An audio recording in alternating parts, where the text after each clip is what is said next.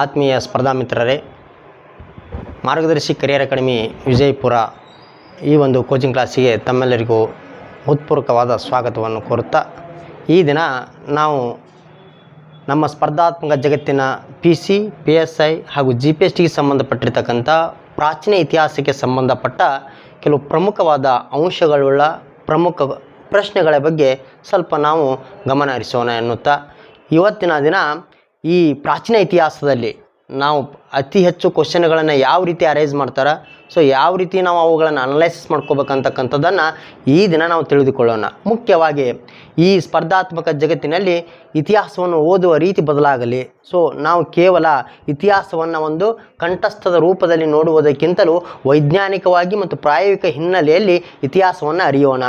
So ನಾವು question ಪೇಪರನ್ನು ತೆಗೆದುಕೊಂಡು ನೋಡಿದಾಗ ಕ್ವಶನ್ ಪೇಪರ್ದಲ್ಲಿ ಕೆಲವು ಇತಿಹಾಸದ ರೀತಿಯನ್ನು ನೋಡಿ. ಯಾವ ರೀತಿ ಇರ್ತದಪ್ಪ ಅಂದ್ರೆ, ಇವತ್ತಿನ ಎಲ್ಲ ಕ್ವಶನ್ ಪೇಪರ್ ತೆಗೆದುಕೊಂಡು ನೋಡಿದಾಗ ಆ ಕ್ವಶನ ಯಾವುದರ ಕೇಂದ್ರೀಕೃತವಾಗಿರ್ತದಪ್ಪ ಅಂದ್ರೆ, ಮುಖ್ಯವಾಗಿ ಒಂದು ಶಾಸನ, ಒಂದು ವಾಸ್ತುಶಿಲ್ಪ, ಒಂದು ಮುಖ್ಯವಾಗಿ ಅಲ್ಲಿರ್ತಕ್ಕಂಥ ಯಾವುದೇ ಬಿರುದುಗಳಿರ್ಬೋದು ಮತ್ತು ಬಾವಲಿಗಳಿರ್ಬೋದು. ಅತಿ ಹೆಚ್ಚು ಕ್ವಶನ್ಗಳು ಶಾಸನ ಮೇಲೆ ಕೇಂದ್ರೀಕೃತವಾಗಿರ್ತಕ್ಕಂಥದ್ದು. ಸೊ ಈ ದಿನ ನಾವು ಪ್ರಾಚೀನ ಇತಿಹಾಸದಲ್ಲಿ ಎಲ್ಲಿ ಶಾಸನಗಳು ಬಂದವ, ಎಲ್ಲಿ ನಾವು ವಾಸ್ತುಶಿಲ್ಪವನ್ನು ನೋಡ್ತೀವಿ ಅಂತಕ್ಕಂಥದ್ದು ನೋಡೋಣ. ಮತ್ತು ಅದೇ ರೀತಿ ಸಾಹಿತ್ಯಕ್ಕೆ ಹಿನ್ನೆಲೆಯಾಗಿ ಒತ್ತನ್ನು ಕೊಡ್ತಕ್ಕಂಥದ್ದು. ಸೊ ಈ ದಿನ ನಾವು ಕೆಲವು ಪ್ರಾಚೀನ ಇತಿಹಾಸಕ್ಕೆ ಸಂಬಂಧಪಟ್ಟ ಪ್ರಮುಖವಾದ ಪ್ರಶ್ನೆಗಳ ಬಗ್ಗೆ ಗಮನ ಹರಿಸುತ್ತಾ ಒಂದು ಮುಂದಿನ ಕ್ವಶನ್ಗೆ ನಾನು ಇವತ್ತು ಅಣಿ ಆಗ್ತಾ ಇದ್ದೀನಿ. ಸೊ ಈ ದಿನ ನಾವಿಲ್ಲಿ ನೋಡ್ತಕ್ಕಂಥದ್ದು ಮುಖ್ಯವಾಗಿ ನಾವೆಲ್ಲರೂ ಬುದ್ಧನ ಬಗ್ಗೆ ತಿಳಿದುಕೊಂಡಿರ್ತಕ್ಕಂಥದ್ದು. ಬುದ್ಧ ಒಂದು ಚರಿತ್ರೆ, ಬುದ್ಧನ ಒಂದು ಪಾಠ ಚಾಪ್ಟರ್ ಅತ್ಯಂತ ಪ್ರಮುಖವಾಗಿರ್ತಕ್ಕಂಥ ಪ್ರಾಚೀನ ಇತಿಹಾಸದಲ್ಲಿ. ಸೊ ಬುದ್ಧನ ಬಗ್ಗೆ ಹಲವಾರು ಕ್ವಶನ್ಗಳನ್ನು ನಾವು ಕೇಳಿದ್ದೀವಿ, ಹಲವಾರು ಕ್ವಶನ್, ಪ್ರತಿ ಕ್ವಶನ್ ಬರ್ತಕ್ಕಂಥದ್ದು. ಸೊ ಮುಖ್ಯವಾಗಿ ಯಾವನ ಶಾಸನಗಳು ನೋಡಿದಾಗ ಇಲ್ಲಿ ಬುದ್ಧನ ಜನ್ಮಸ್ಥಳ ಲುಂಬಿನಿ ವನವನ್ನು ಕಂದಾಯ ಮುಕ್ತ ಗ್ರಾಮ ಎಂದು ಸೊ ತಿಳಿಸುವ ಶಾಸನ ಯಾವುದು ಅಂಥೇಳಿ ಕ್ವಶನ್ ಇರ್ತಕ್ಕಂಥದ್ದು. ಸೊ ಇಲ್ಲಿ ಬುದ್ಧನಿಗೆ ಸಂಬಂಧಪಟ್ಟಿದ್ದು ಕ್ವಶನ್ ನಾವು ನೋಡಿದಾಗ ಇಲ್ಲಿ ಬುದ್ಧ ಹುಟ್ಟಿದ್ದು ಲುಂಬಿನಿ ವನ ಅಂತಕ್ಕಂಥ ಎಲ್ಲರಿಗೂ ಗೊತ್ತು. ಸೊ ಅದನ್ನು ನಾವು ಕಂದಾಯ ಮುಕ್ತ ಗ್ರಾಮ ಅಂತ ಹೇಳ್ತಾನೆ ಅವನು. ಸೊ ಇಲ್ಲಿ ಕಂದಾಯ ಮುಕ್ತ ಗ್ರಾಮ ಅಂತಕ್ಕಂಥದ್ದನ್ನು, ಸೊ ಲುಂಬಿನಿ ವನವನ್ನ ಕಂದಾಯ ಮುಕ್ತ ಗ್ರಾಮ ಅಂತ ಯಾರು ಮಾಡಿದ್ರು, ಸೊ ಯಾವಾಗ ಮಾಡಿದ್ರು, ಯಾವ ಶಾಸನದ ಬಗ್ಗೆ ಹೇಳ್ತದ? ನಾವು ಬುದ್ಧನ ಬಗ್ಗೆ ಅತಿ ಹೆಚ್ಚು ಪ್ರಚಾರವನ್ನು ಪಡೆದಿದ್ದು ಅಶೋಕನ ಕಾಲದಲ್ಲಿ ಅಂತಕ್ಕಂಥದ್ದು ನಿಮಗೆ ತಿಳಿದ ಸಂಗತಿಯೇ ಹೌದು. ಸೊ ಇಲ್ಲಿ ಮುಖ್ಯವಾಗಿ ಶಾಸನಗಳಲ್ಲಿ ಉಲ್ಲೇಖ ಉಂಟಂದಾಗ ಅದು ಯಾವ ಶಾಸನ ಆಗಿರಬಹುದು ಅಂತ ನೋಡಿದಾಗ ನಾವು ಮುಖ್ಯವಾಗಿ 4 ಆಪ್ಷನ್ಗಳನ್ನು ಕೊಟ್ಟಿದ್ದಾನೆ. ಇಲ್ಲಿ ಯಾವಪ್ಪ ಅಂದ್ರೆ ಕಂದಾರ ಶಾಸನ ಇರ್ಬೋದು, ಸನ್ನತಿ ಇರ್ಬೋದು, ಮಸ್ಕಿ ಶಾಸನ ಇರ್ಬೋದು, ರೊಮ್ಯಾಂಡೇಸ್ ಶಾಸನ ಇರ್ಬೋದು. ಇಲ್ಲಿ ನಮಗೆ ಕೆಲವೊಂದು ಏನಾಗ್ತವಪ್ಪ, ಕನ್ಫ್ಯೂಸ್ಗಳು ಆಗ್ತಾವೆ. ಏನು ಕನ್ಫ್ಯೂಸಪ್ಪ ಅಂದ್ರೆ, ಮುಖ್ಯವಾಗಿ ಈ ಕಂದಹಾರ್ ಶಾಸನ, ಸನ್ನತಿ ಶಾಸನ, ಮಸ್ಕಿ ಶಾಸನ, ರೊಮ್ಯಾಂಡೇಸ್ ಶಾಸನ ಅಂತಕ್ಕಂಥ ಇದ್ರೆ ಯಾವುದಂತಕ್ಕಂಥ ಆಪ್ಷನ್ ನಾವು ನೋಡಿದಾಗ ನಮಗೆಲ್ಲರಿಗೂ ಕೆಲವು ಕನ್ಫ್ಯೂಸ್ಗಳಿದಾವೆ. ಯಾವ ರೀತಿ ಕನ್ಫ್ಯೂಸಪ್ಪ ಅಂದ್ರೆ, ಕಂದಹಾರ್ ಶಾಸನ ಎಲ್ಲಿ ಬರ್ತದ? ಸೊ ನಾವು ಯಾವುದನ್ನು ನೋಡ್ಬೇಕಾದ್ರೆ ಶಾಸನಗಳನ್ನು ಸ್ವಲ್ಪ ಮ್ಯಾಪ್ ರೂಪದಲ್ಲಿ ನಾನು ತಿಳ್ಸೋಕೆ ಪ್ರಯತ್ನವನ್ನು ಮಾಡ್ತೀನಿ. ಸೊ ನೀವು ಭಾರತದ ಸೊ ಈ ಕಂದಹಾರ್ ಅಂತಕ್ಕಂಥದ್ದು ಎಲ್ಲಿ ಬರ್ತದ? ಮುಖ್ಯವಾಗಿ ಈ ಕಂದಹಾರ್ ಅಂತಕ್ಕಂಥದ್ದು ಅವತ್ತಿನ ಗಾಂಧಾರ, ಇವತ್ತಿನ ಕಂದಹಾರ ಅಂದರೆ ಮುಖ್ಯವಾಗಿ ಅಫ್ಘಾನಿಸ್ತಾನದ ಭಾಗ. ಯಾವ ಭಾಗ? ಇವತ್ತಿನ ಅಫ್ಘಾನಿಸ್ತಾನದ ಭಾಗ. ಈ ಭಾಗದಲ್ಲಿ ಕಂದಹಾರ್ ಶಾಸನ ಸಿಗ್ತದ. ಯಾವ ಶಾಸನ? ಕಂದಹಾರ. ಈ ಕಂದಹಾರ ಶಾಸನದಲ್ಲಿ ಏನು ಉಲ್ಲೇಖ ಆದಪ್ಪ, ಅದು ಇದಕ್ಕೆ ದ್ವಿಲಿಪಿ ಶಾಸನ ಅಂತ ಕೂಡ ಕರೀತಾರೆ. ದ್ವಿಲಿಪಿ ಶಾಸನ ಅಂದ್ರೆ ಮುಖ್ಯವಾಗಿ ಇದರ ಯಾವ ಬರ್ತಾವಪ್ಪ ಅಂದ್ರೆ ಗ್ರೀಕ್ ಮತ್ತು ಅರೇಬಿಕ್ ಭಾಷೆಯಿಂದ ಕೂಡಿ ಶಾಸನಗಳದಾವ, ಬೈಲಿಂಗ್ವಲ್ ಅಂತ ಕೂಡ ಕರೀತಾನ. ಸೊ ಹಾಗಾದ್ರೆ ಇದು ಆ ಶಾಸನ ಆಗುವುದಿಲ್ಲ, ಇದರಲ್ಲಿ ಆದರೂ ಉಲ್ಲೇಖ ಇಲ್ಲ. ಸೊ ನಂತರದಲ್ಲಿ ನಾವು ನೋಡಬೇಕಾಗಿದ್ದಪ್ಪ ಅಂದ್ರೆ ಸನ್ನತಿ ಶಾಸನ. ಇದು ಸನ್ನತಿ ಬಗ್ಗೆ ನಾವು ವಿಚಾರವನ್ನು ಮಾಡಿದಾಗ ಇಲ್ಲಿ ಸನ್ನತಿ ಬಗ್ಗೆ ಇರ್ತ ಉಲ್ಲೇಖಗಳು ಎಲ್ಲಿ ಬರ್ತಾವಪ್ಪ? ಕರ್ನಾಟಕದ ಪ್ರಮುಖವಾದ ಶಾಸನ, ಕರ್ನಾಟಕದಲ್ಲಿ ಲಭ್ಯವಾದ ಅತಿ ದೊಡ್ಡ ಶಾಸನವೂ ಹೌದು. ಅಶೋಕನಿಗೆ ಸಂಬಂಧಪಟ್ಟ ಅತಿ ದೊಡ್ಡ ಶಾಸನ ಯಾವುದಪ್ಪ ಅಂದ್ರೆ ಸನ್ನತಿ. ಇದರ ಏನಪ್ಪ ಅಂದ್ರೆ ಧರ್ಮದ ಬೋಧನೆ ಐತಿ, ಬೌದ್ಧ ಧರ್ಮದ ಬಗ್ಗೆ ಉಲ್ಲೇಖಗಳದಾವ ಇಲ್ಲಿ. ಅದರ ಇನ್ನೊಂದು ಯಾವ ಉಲ್ಲೇಖ ಅದಪ್ಪ ಅಂದ್ರೆ ಮುಖ್ಯವಾಗಿ ಅಹಿಂಸಾ ತತ್ವದ ಬಗ್ಗೆ ಉಲ್ಲೇಖವನ್ನು ಮಾಡ್ತಾನೆ. ಸೊ ಹಂಗಾದ್ರೆ ಇದರಲ್ಲಿ ಎಲ್ಲಿ ಕುಂದ ಕಂದಾಯ ಅನ್ನೋ ಪದ ಕೂಡ ಬರುವುದಿಲ್ಲ, ಹಂಗಾರೆ ಸನ್ನತಿ ಶಾಸನ ಕೂಡ ಅಲ್ಲ. ಹಾಗಾದ್ರೆ ನಂತರದಲ್ಲಿ ಬರ್ತಕ್ಕಂಥದ್ದು ಮಸ್ಕಿ ಶಾಸನ. ಈ ಮಸ್ಕಿ ಶಾಸನ ಯಾರು ಕೇಳಲಿ ಹೇಳಿ? ಅತಿ ಹೆಚ್ಚು ಬಾರಿ ಕೇಳಲ್ಪಟ್ಟ ಶಾಸನ ಕೂಡ ಅಂತ ಅನ್ಬೋದು ನಾವು. ಈ ಮಸ್ಕಿ ಶಾಸನದ ಬಗ್ಗೆ ನಾವು ವಿಚಾರ ಮಾಡಿ ನೋಡಿದಾಗ ಈ ಮಸ್ಕಿ ಶಾಸನ ಯಾರು ಸಿ ಬೀಡನ್ ಅಂತಕ್ಕಂಥವನು ಮೊಟ್ಟ ಮೊದಲ ಬಾರಿಗೆ ಇದನ್ನು ಏನು ಮಾಡ್ತಾನಪ್ಪ ಅಂದ್ರೆ ಅಧ್ಯಯನವನ್ನು ಮಾಡ್ತಾನೆ. ಸಿ ಬೀಡನ್ ಈ ಮಸ್ಕಿ ಶಾಸನ ಏನು ಹೇಳ್ತದಪ್ಪ ಅಂದ್ರೆ ಅಶೋಕನನ್ನ ದೇವನಾಮ ಪ್ರಿಯದರ್ಶಿನಿ ಅಂತಕ್ಕಂಥ ಉಲ್ಲೇಖ ಮಾಡಿದ ಕರ್ನಾಟಕದ ಮೊಟ್ಟ ಮೊದಲ ಶಾಸನ ಅಷ್ಟೇ ಅಲ್ಲ ಭಾರತದ ಮೊದಲ ಶಾಸನ ಕೂಡ ಹೌದು. ಸೊ ಹಾಗಾದ್ರೆ ಈ ಶಾಸನ ಏನು ಉಲ್ಲೇಖ ಅದಪ್ಪ, ಅಶೋಕನನ್ನ ದೇವನಾಮ ಪ್ರಿಯದರ್ಶಿ ಅಂತಕ್ಕಂಥದ್ದು ಉಲ್ಲೇಖ ಮಾಡಿದ ಮೊದಲ ಶಾಸನ. ಹಾಗಾದರೆ ಇದು ಕೂಡ ಅಲ್ಲ. ಸೊ ಮುಖ್ಯವಾಗಿ ಬರೋದು ಹಾಗಿದ್ದರೆ ಈ ರುಮಂಡೆ ಶಾಸನ ಬಗ್ಗೆ ನಾವು ನೋಡಿದಾಗ ರುಮಂಡೆ ಶಾಸನದಲ್ಲಿ ಉಲ್ಲೇಖವನ್ನು ಮಾಡ್ತಾನ. ಇದರಲ್ಲಿ ಏನು ಮಾಡ್ತಾನಪ್ಪ ಅಂದ್ರೆ ಅಶೋಕನು ಏನಂತ ಘೋಷಣೆ ಮಾಡ್ತಾನ, ಲುಂಬಿನಿ ವನ ಅಂದ್ರೆ ಬುದ್ಧ ಹುಟ್ಟಿದ ವನ ಅದು. ಸೊ ಈ ಬುದ್ಧ ಹುಟ್ಟಿದ ಗ್ರಾಮವನ್ನು ಏನಂತ ಉಲ್ಲೇಖ ಮಾಡ್ತಾನ, ಇನ್ನು ಮುಂದೆ ಈ ಗ್ರಾಮವನ್ನ ಕಂದಾಯ ಮುಕ್ತ ಮಾಡಲಾಗಿದೆ ಅಂತ ಹೇಳ್ತಾನ. ಅಂದ್ರ ಈ ಗ್ರಾಮ ಎಂದು ಕಂದಾಯ ಕೊಡುವಂತಿಲ್ಲ ಎಂದು ಕೊಡುವಂತ ಉಲ್ಲೇಖವನ್ನ ಮಾಡ್ತಾನ. ಯಾಕಪ್ಪ ಅಂದ್ರ ಈ ಅಶೋಕನಿಗೆ ಕಳಿಂಗ ಯುದ್ಧದ ನಂತರದಲ್ಲಿ ಏನಾಗ್ತದಪ್ಪ ಅಂದ್ರ ಇವನು ಬೌದ್ಧ ಧರ್ಮವನ್ನ ಸ್ವೀಕಾರ ಮಾಡ್ತಾನ. ಸೊ ಬೌದ್ಧ ಧರ್ಮ ಸ್ವೀಕಾರ ಮಾಡಿದ ನಂತರದಲ್ಲಿ ಈ ಬುದ್ಧನಿಗೆ ಸಂಬಂಧಪಟ್ಟ ಸಾಂಚಿ ಇರ್ಬೋದು, ಸಾರನಾಥ ಇರ್ಬೋದು, ಹಾಗೂ ಇನ್ನಿತರ ಪ್ರಮುಖ ಗಯಾ ಇರ್ಬೋದು, ಹಾಗೂ ಅವನ ಹುಟ್ಟಿರ್ತಕ್ಕಂಥ ಸ್ಥಳ ಲುಂಬಿನಿ ವನ ಇರ್ಬೋದು, ಇವೆಲ್ಲವನ್ನ ಸಂದರ್ಶನ ಮಾಡಿದ ನಂತರ ಅದರ ಪ್ರೀತಿಯ ದೂತಕವಾಗಿ ಈ ಯಾವ ಗ್ರಾಮವನ್ನಪ್ಪ ಅಂದ್ರ ಲುಂಬಿನಿ ವನವನ್ನ ಏನು ಮಾಡ್ತಾನಪ್ಪ ಅಂದ್ರ ಈ ಕಂದಾಯ ಮುಕ್ತ ಅಂತ ಮಾಡ್ತಾರ. ಅಲ್ಲಿ ಒಂದು ಶಾಸನವನ್ನು ಹೊಡಿಸ್ತಾನ, ಅದಕ್ಕೆ ರುಮೈಂಡೈಸ್ ಶಾಸನ ಅಂತ ಕೂಡ ಕರೀತಾರ. ಹೀಗಾಗಿ ಆಪ್ಷನ್ ನಮ್ದು ಯಾವ್ದಾಗ್ತದಪ್ಪ ಅಂದ್ರ ರುಮೈಂಡೈಸ್ ಶಾಸನ ಅಂತಕ್ಕಂಥದ್ದು ಬಹಳ ಪ್ರಮುಖವಾದ ಶಾಸನ. ಕಂದಾಯ ಮುಕ್ತ ಗ್ರಾಮ ಉಲ್ಲೇಖ ಮಾಡಿದ ಶಾಸನ ಯಾವುದಪ್ಪ ಅಂದ್ರೆ ರುಮೈಂಡೈಸ್ ಶಾಸನ. ಇದು ನೇಪಾಳದಲ್ಲಿ ಇರ್ತಕ್ಕಂಥದ್ದು. ಈ ನೇಪಾಳ ಅಂದ್ರೆ ಈ ಭಾಗ ಇಲ್ಲಿ ಬರ್ತಕ್ಕಂಥದ್ದು. ಇದು ಕಂದಹಾರ. ಸೊ ಸನ್ನತಿ ನಮ್ಮ ಕರ್ನಾಟಕ, ಮಸ್ಕಿನು ಮತ್ತು ನಮ್ಮ ಕರ್ನಾಟಕದಲ್ಲಿ ಇವತ್ತು ರಾಯಚೂರು ಜಿಲ್ಲೆ ಮಸ್ಕಿಯಲ್ಲಿ ಸಿಗ್ತದ.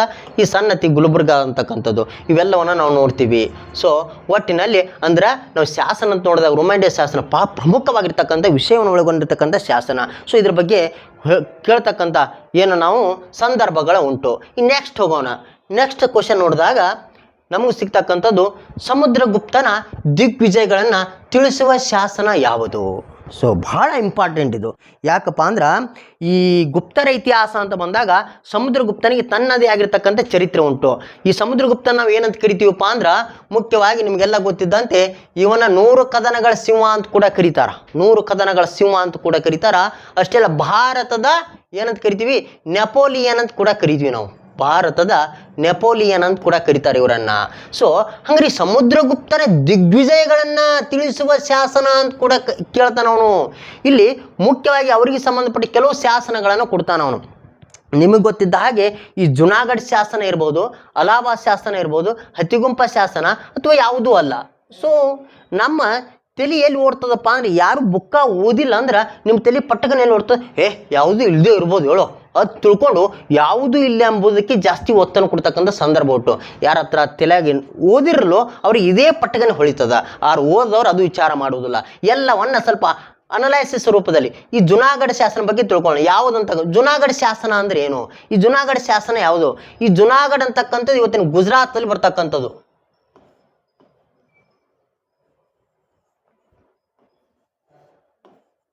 ಇವತ್ತಿನ ಗುಜರಾತಲ್ಲಿ ಈ ಜುನಾಗಢ ಬರ್ತಕ್ಕಂಥದ್ದು. ಈ ಜುನಾಗಢ ನವಾಬ ಅಂತ ಕೇಳಿರ್ಬೇಕು ನೀವು. ಈ ಜುನಾಗಢ ಬರ್ತಕ್ಕಂಥ ಈ ಜುನಾಗಢ ಶಾಸನ ಅಂದ್ರೂ ಒಂದೇ, ಗಿರಿನಾರ್ ಶಾಸನ ಅಂದ್ರೂ ಒಂದೇ. ಇದು ಬಹಳ ಇಂಪಾರ್ಟೆಂಟ್. ಸೊ ಇದ್ರ ಬಗ್ಗೆ ನಾವು ನೋಡಿದಾಗ ಇದು ಭಾರತದ ಮೊಟ್ಟ ಮೊದಲ ಸಂಸ್ಕೃತ ಶಾಸನ ಹಾಗೂ ಅತಿ ದೊಡ್ಡ ಸಂಸ್ಕೃತ ಶಾಸನ. ಇದು ಅತಿ ದೊಡ್ಡ ಸಂಸ್ಕೃತ ಶಾಸನ. ಇದಕ್ಕೆ ಸಂಬಂಧಪಟ್ಟಾಗ ಸುಮಾರು ಉಲ್ಲೇಖಗಳ ಉಂಟು. ಇದರಲ್ಲಿ ಯಾವುದ್ರ ಬಗ್ಗೆ ಉಲ್ಲೇಖ ಅದಪ್ಪ ಅಂದ್ರೆ ಸುದರ್ಶನ ಕೆರೆಯ ಬಗ್ಗೆ ಉಲ್ಲೇಖದ. ಯಾವುದ್ರ ಬಗ್ಗೆ? ಸುದರ್ಶನ ಕೆರೆಯ ಬಗ್ಗೆ ಉಲ್ಲೇಖದ ಅಂತಕ್ಕಂಥದ್ದು ನಾವು ನೋಡ್ತೀವಿ. ಸೊ ಇದು ರುದ್ರದಾಮನ ಬಗ್ಗೆ ಉಲ್ಲೇಖವನ್ನು ಕೂಡ ಮಾಡ್ತದೆ. ರುದ್ರದಾಮನ್ ಒಬ್ಬನ ಮೊದಲನೇ ರುದ್ರದಾಮನ ಬಗ್ಗೆ ಉಲ್ಲೇಖ ಮಾಡ್ತಕ್ಕಂಥ ಶಾಸನ ಯಾವುದಪ್ಪ ಅಂದ್ರೆ ಜುನಾಗಢ ಶಾಸನ.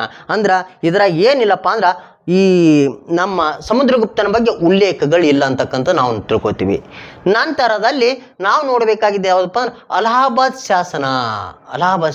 ಸೊ ಇದಿರ್ಬೋದೇನೋ. ಸೊ ಅಲಹಾಬಾದ್ ಶಾಸನ ಏನು ಹೇಳ್ತದಪ್ಪ ಅಂತ ನಾವು ನೋಡಿದಾಗ ಈ ಅಲಹಾಬಾದ್ ಶಾಸನ ಬಗ್ಗೆ ಉಲ್ಲೇಖಗಳು ಇದಕ್ಕೆ ಇನ್ನೊಂದು ಏನಂತ ಅಲಹಾಬಾದ್ ಪ್ರಶಸ್ತಿ ಅಂತ ಕೂಡ ಕರೀತಾರೆ. ಅಲಹಾಬಾದ್ ಪ್ರಶಸ್ತಿ ಅಂತ ಕೂಡ ಕರೀತಾರ.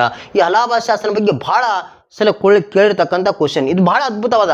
ಇವತ್ತಿನ ನಾವು ಗುಪ್ತರ ಬಗ್ಗೆ ಜಾಸ್ತಿ ಇನ್ಫಾರ್ಮೇಷನ್ನ, ಜಾಸ್ತಿ ಮಾಹಿತಿಗಳನ್ನು ಕೊಟ್ಟ ಅತಿ ದೊಡ್ಡ ಶಾಸನ ಯಾವುದಪ್ಪ ಅಂದ್ರೆ ಅಲಹಾಬಾದ್ ಸ್ತಂಭ ಶಾಸನ. ಇದ್ರ ಭಾಳ ವಿಚಿತ್ರತೆ ಏನಪ್ಪ ಅಂದ್ರೆ ಇದು ಇವತ್ತಿಗೂ ಕೂಡ ತುಕ್ಕು ಹಿಡಿಯದ ಸ್ತಂಭ.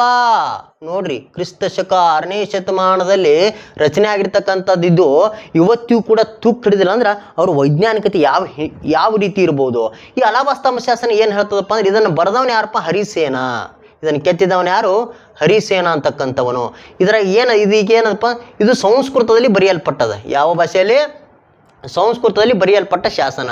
ಸೊ ಮುಖ್ಯವಾಗಿ ಇಲ್ಲಿ ಏನು ಉಲ್ಲೇಖ? 33 ಸಾಲುಗಳದಾವ. ಇದ್ರಾಗ ಎಷ್ಟು? 33 ಸಾಲುಗಳದಾವ. ಸೊ ಇದು ಯಾವುದ್ರ ಬಗ್ಗೆ ಹೇಳ್ತದಪ್ಪ ಅಂದ್ರೆ ಸಮುದ್ರಗುಪ್ತನ ದಿಗ್ವಿಜಯಗಳ ಬಗ್ಗೆ ತಿಳಿಸುವ ಶಾಸನ. ಸೊ ಇದ್ರಾಗ ಏನು ಮಾಡ್ತಾನಪ್ಪ ಅಂದ್ರೆ ಸಮುದ್ರಗುಪ್ತನನ್ನ ಏನಂತ ಮಾಡ್ತಾರೆ? ಕವಿರಾಜ ಅಂತ ಕರೆಯಲ್ಪಡ್ತದ. ಯಾವ ರಾಜ? ಕವಿರಾಜ. ಈ ಕವಿರಾಜ ಅಂತ ಯಾಕೆ ಕರಿತಾನಪ್ಪ ಅಂದ್ರೆ ಅವನು ಮುಖ್ಯವಾಗಿ ಇವನು ಶ್ರೀಕೃಷ್ಣ ಚರಿತೆ ಎಂಬ